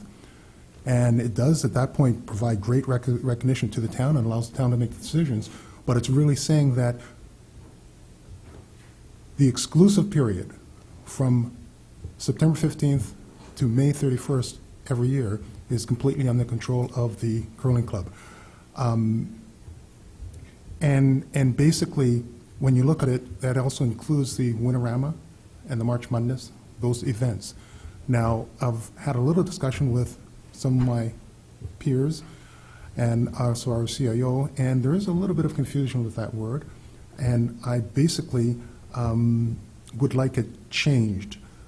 Now, I'm leaving that up to staff. I don't mind making a couple of suggestions. One of the suggestions would be that the first sentence says, the curling club will have exclusive rights to the use and occupation of the building, rather that should change to the curling club should have priority rights to the use and occupation.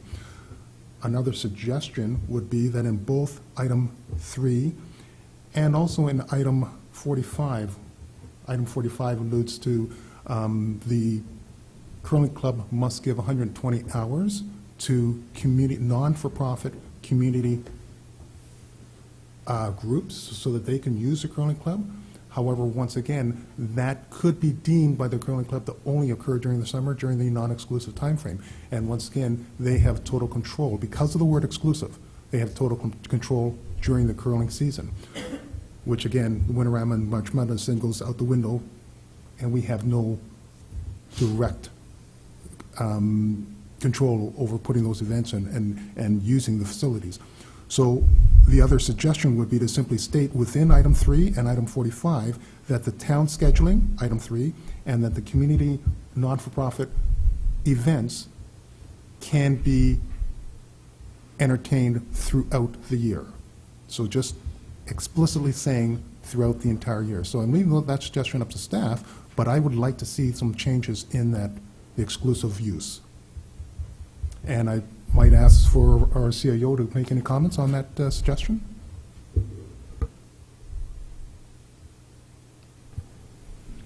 Through you, Madam Chair. The Director of RCS and I had a conversation about this earlier today. I think we're certainly amenable to that change. The reality is that's how we anticipate this rolling out and anyways in terms of working with the curling club. But I would suggest that if we can leave that up to staff through consultation with our solicitor, that we certainly can ensure that what should be in place and is reflective in the agreement will actually be reflective in the agreement. Further comments or concerns, Your Worship? Sorry, it might be in the definitions through you, Chair, maybe to our Director. So is there a difference between community hours and town hours, or are they one and the same? And I don't have the terms of reference. It might be in the definitions, and it's just not in front of me, Sherry. I apologize. The definition, there's not a definition section, but we further highlighted and gave examples of community use hours. Some could be Town of Penetanguishene, some could be for not-for-profit groups and organizations. There's an opportunity for the town to submit a request the September 1st of every year to give sort of essentially a first right of refusal so that they can plan their revenue-generating events around when we request our use. Okay, no, thank you. So the 120 includes us and the Lions Clubs or whoever. That's what I was trying to get to. We have made, there is a piece of clause in there to say that we get use for 63 days, and that's for the operation of the day camp. So the 120 hours, and which we may use some of those hours, would be over and above those 63 days. Thank you. Okay, there being nothing further, it's been a long haul with the committee and a lot of work and effort put on into this by the CAO and our Director of Recreation, and I think I'm very pleased and happy to see that we're finally coming to a conclusion on this. So I would ask for a mover on this, Councillor Rawson, seconder, Councillor Mayette, all in favor. Thank you.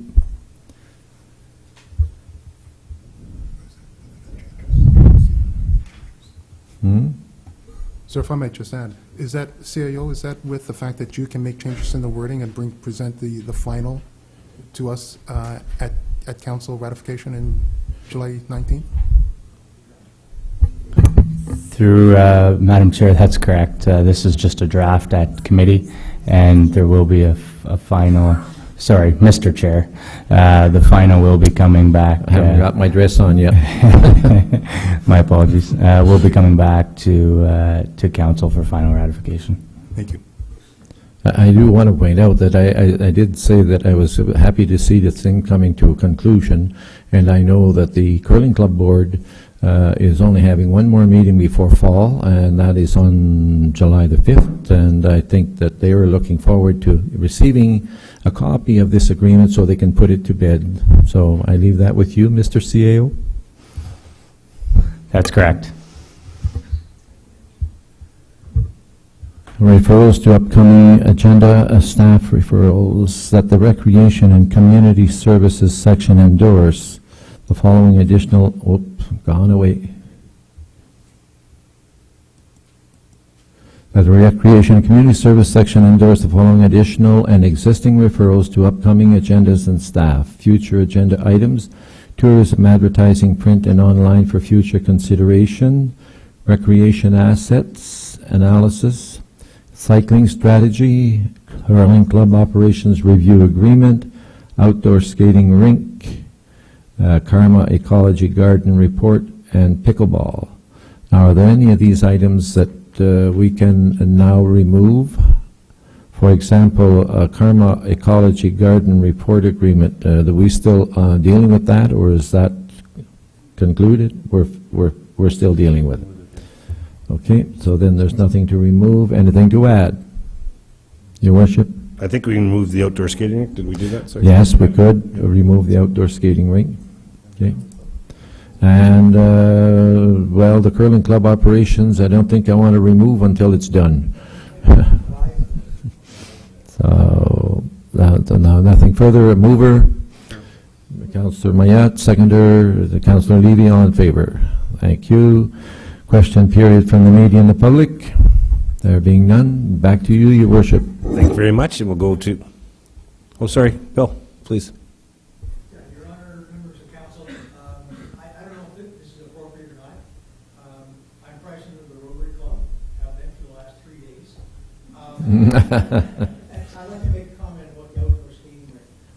If and when council decides to go ahead with that, the Rotary Club would like to have a dialogue in terms of creating a partnership somehow, without getting into any commitments, without getting into any details. We'd like to talk about a partnership with that one project. Thank you. Thank you. We'll duly note that for sure. Thank you very much for that, Bill. Move on to Finance and Corporate Services. Now I'll turn the chair over to the Deputy Mayor, please. Thank you, Your Worship. But before I go to the agenda, I agree with Bill and what he's brought forward, and as I'm a fellow Rotarian, we'll make sure that the Rotary is appraised of what's going to happen. Finance and Corporate Services, a consent agenda. Recommended action that the following consent agenda items have been given due consideration, be received for information. 1, correspondence from Ministry of Municipal Affairs, re the 2017 Ontario Good Roads Conference. Number 2, correspondence from Frete. Doug, you're the French expert. Frete, Simcoe Pride, a request for proclamation of Simcoe Pride July 31st to August 13, 2017, with a flag raising on August 1st, 2017. And I think we've all been informed that that date is no longer going to work, so I'm sure the clerk will share with us that there's another date. Thank you, Madam Chair. I actually wasn't aware of the change of date, but I did want to mention that this request normally comes in a different form. We normally just add it to the council agenda in terms of a proclamation, so I apologize for that sort of discrepancy, but basically we'd be looking for staff direction in order to proclaim it, whatever the days are. I hadn't been aware that the dates had changed. It's a flag-raising date, yes. So that should all work. Look for a mover and seconder for the consent agenda, moved by Councillor LaRue, seconded by Councillor Levy. All those in favor? Carried. Matters for consideration, budget discussions, objectives, and guidelines. Recommended action that the 2018 budget goals, objectives, and guidelines report be received for information, and that staff be directed to prepare the 2018 draft budget in accordance with the town's budget procedural policy and guideline and timeline presented in this report. A mover, moved by Councillor Rawson, seconded by Councillor LaRue. Discussion, Councillor Rawson. Thank you, Madam Chair. I think last year's budget process was a treat. I think staff did a great job, and I think it was very well done. I think it was the best that I've participated in, so I think it was well done.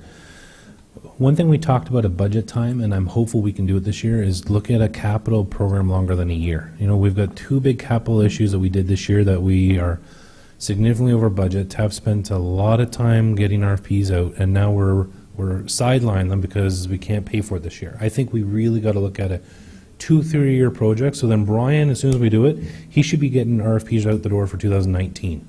So I feel very strongly that we've got a good model, it's working well, but I think we're creating work by re-tendering projects. I think we need to have a bigger focus now on looking at our capital going a little longer out. So I would like to see if we can ask the CEO if he can make that work. I know there's a lot of moving parts, but I think we've done a lot of good work. I think a lot of the good works can be replicated, but a bigger focus on capital I'd like to see. I'll ask the treasurer, Carrie, if you'd like to comment, if that is something that we can do.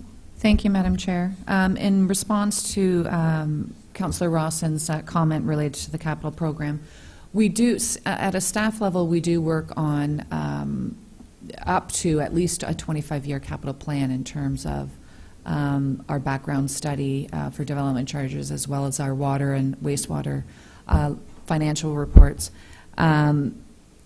We also, as a senior management team, we do work on a 10-year capital plan on an annual basis, updating it and revising it, and then present to council a 5-year plan.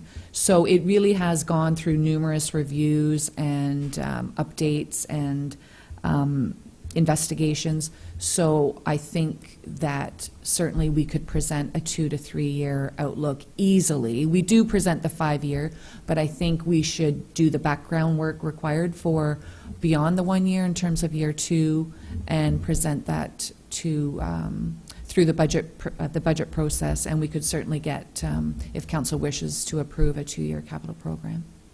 Very good, thank you. Further discussion, Councillor Leroux? Thank you, Madam Chair. Yes, I agree with it, and as far as I was aware, that we are doing longer-term projections for capital projects. So we at the Library Board, and I chair the Finance Committee of the Library Board, at our last meeting, we are already starting to prepare for both operating and capital, and we're looking at a 10-year projection in capital. So I agree with Councillor Rawson that we should be looking at longer terms, and we are looking at a 10-year project. So I think other departments should be doing the same. Very good, thank you. Further comments? It sounds like the treasurer and I guess Public Works is one of the biggest spenders of our budget, so you think you can fall into that category, Brian? You can help the treasurer? Yes, Madam Chair. As the treasurer said, we do provide 10-year capital plans on an annual basis, and we do go through the process of updating them on an annual basis as priorities and asset management needs come up. So it would be, I don't anticipate it would change our process, at least from a Public Works perspective, as we do look at those 10-year plans on an annual basis. I think the only thing it would change from my perspective, and then the treasurer can correct me if I'm wrong, is to enable council to approve not just a capital budget for, say, 2017 or 18, but approve it for 2018-19 or whatever period of time council decides is warranted. Very good, thank you. Carrie, perhaps a question that I would ask. I noticed that in the report you have basing the preliminary discussions on 2.2, is it, for an increase? Yes, Madam Chair. Similar to last year's process that we implemented last year in terms of calculating a municipal price index, we've done the research that we could gather so far this year. It's still early in the year, but any of the current Statistics Canada and consumer price indexes that we could find for the current time frame, we've implemented and calculated the municipal price index to be 2.2%. Okay, thank you. Further discussion? Seeing none, I have a mover and a seconder, I do believe. All those in favor? Carried. On to number 2, correspondence from the County of Simcoe, Joint Compliance Audit Committee. Recommended action that staff be directed to respond to the County of Simcoe regarding the town's interest in participating in a Joint Compliance Audit Committee, and that the clerk report further to Committee of the Whole on the outcome of the potential joint CAC with participating lower tier municipalities. I guess I need a mover. First, Councillor Louder. Seconder, His Worship. Carrie, or is it the CAO that would speak to this? A joint, we have not participated in that before, have we? Oh, Madam Clerk, you go for it. Thank you, Madam Chair. So this is directly related to the changes to the Municipal Elections Act. The changes have included increased responsibility for the clerk to identify compliance in terms of audit, and the county has attempted to assist the lower tier municipalities by sort of organizing and creating a joint compliance audit committee for all memberships that are interested in participating. This motion is specifically just to allow me to respond to the county to say that we're interested in hearing more. This isn't a commitment for any reason, but I think it's worth hearing them out. Currently, in the last several elections, you may have known, and it's not something probably any of you remember, but we had a joint compliance audit committee with the 4 municipalities. So Tiny, Tay, Midland, and Penetanguishene would create a committee of members from the 4 communities so that if there were an issue and the committee had to come together, we weren't having 4 individual committees. Because of this increased responsibility, the county is trying to just assist us a little bit, and I think that the other communities are still considering staying with just that North Simcoe group, but I think it's a prudent move for us to really look at both options from my perspective. Thank you, Madam Clerk. Further discussion? Yes, Your Worship. I can just put my warden's hat on for a moment. When we went and visited all our 18 municipalities, the Act really has the clerks group quite concerned, because what's happening right now is when we put in our campaign expenses, the clerk didn't have to do the math. So if 2 + 2 = 5, it didn't matter. You just signed there, here's my campaign expenses, it's gone. What's happening now is that the clerks actually have to do all the math. They have to go through all the applications and make sure all the I's are dotted, T's are crossed, and the numbers add up, and if there's an anomaly in that, the clerks then have to dish that up and actually deal with that. So all of a sudden you got a clerk who maybe challenges the mayor's campaign expenses or some other member of council in small municipalities. Becomes a real problem because it's a relationship strain. And I would argue that because the clerks and the local treasurers are going to go through those campaign audit expenses in detail, we're going to have far more audit activities than we ever had before, because before nobody ever checked it. It was only if a citizen said, hey, I think Mr. Mayor Marshall's numbers are wrong, that would generate an activity. Now it's different. Professional staff, accountants, and clerks are going to go through them in details, and I would argue that it's going to create more activity. So the clerks in most municipalities were quite concerned. So what they're trying to do is create an environment where the clerk would go up to the county level, and therefore somebody like Stacy wouldn't be involved in that whole audit and in some of those concerns. So that's where the conversation started. I don't know where to end up, Stacy, but just by way of background, that's how the county's kind of been asked to float this as a consideration in front of the councils. Very good. Thank you for those comments, Your Worship. Further comments? Seeing none, I will call for the vote. All those in favor? Carried. Off to referrals and upcoming agenda. That Finance and Corporate Services section endorsed the following additional and existing referrals to upcoming agendas and staff: community engagement initiatives, land sale policy review, smoking policy on parks and town property, election 2018 timelines, composite fee schedule comparison, and insurance joint RFP review. Questions, deletions, additions? Seeing none, all those in favor? Carried. Thank you. Did I have a mover and a seconder for that? No, I did not. Councillor Rose and Councillor Rawson, thank you. Question period from the media and the public. Seeing none, Your Worship, I'll hand it back to you. Alrighty, and so just before we adjourn, though, did you just want to have your question offline with the staff, or did you want to ask a question in public? Well, I'm just wondering, like, we applied for a variance. We paid $500 for a variance, $60 for a sign. We went May the 8th. We got a call the Friday before the Monday night meeting. We were out of town. We drove 600 and some kilometers to come back for the meeting to find out on our phone message that we were not on the agenda. So, of course, at 9 o'clock that morning, I went to the town and told them that, I'm driven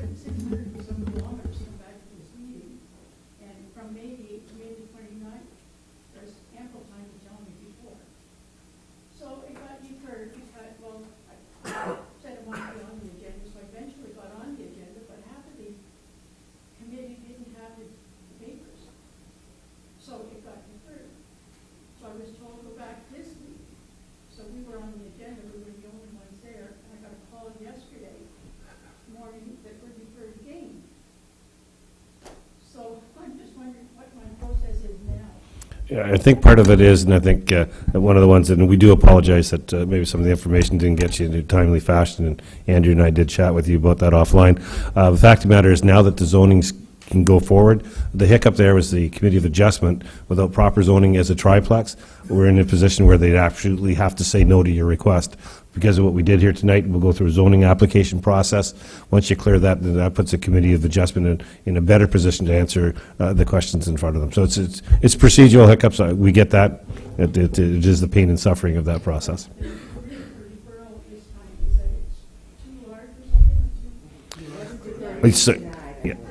Yeah, I'm not sure what's going on. So we're kind of off agenda here, but part of the challenge with the size was without a triplex, then your size of garage is smaller because it's a duplex. So I think we need to take that offline, but because we're not on the agenda topic here, but I do apologize. Any other questions before I call it a night? We'll see Andrea, and she'll circle back. Our staff will help you through the process. So I look for a mover and second to adjourn at 9:35 p.m. I see Councillor Rawson, Councillor Mayotte, and all in favor? And we adjourn at 9:35. Thanks, everybody. Have a great evening.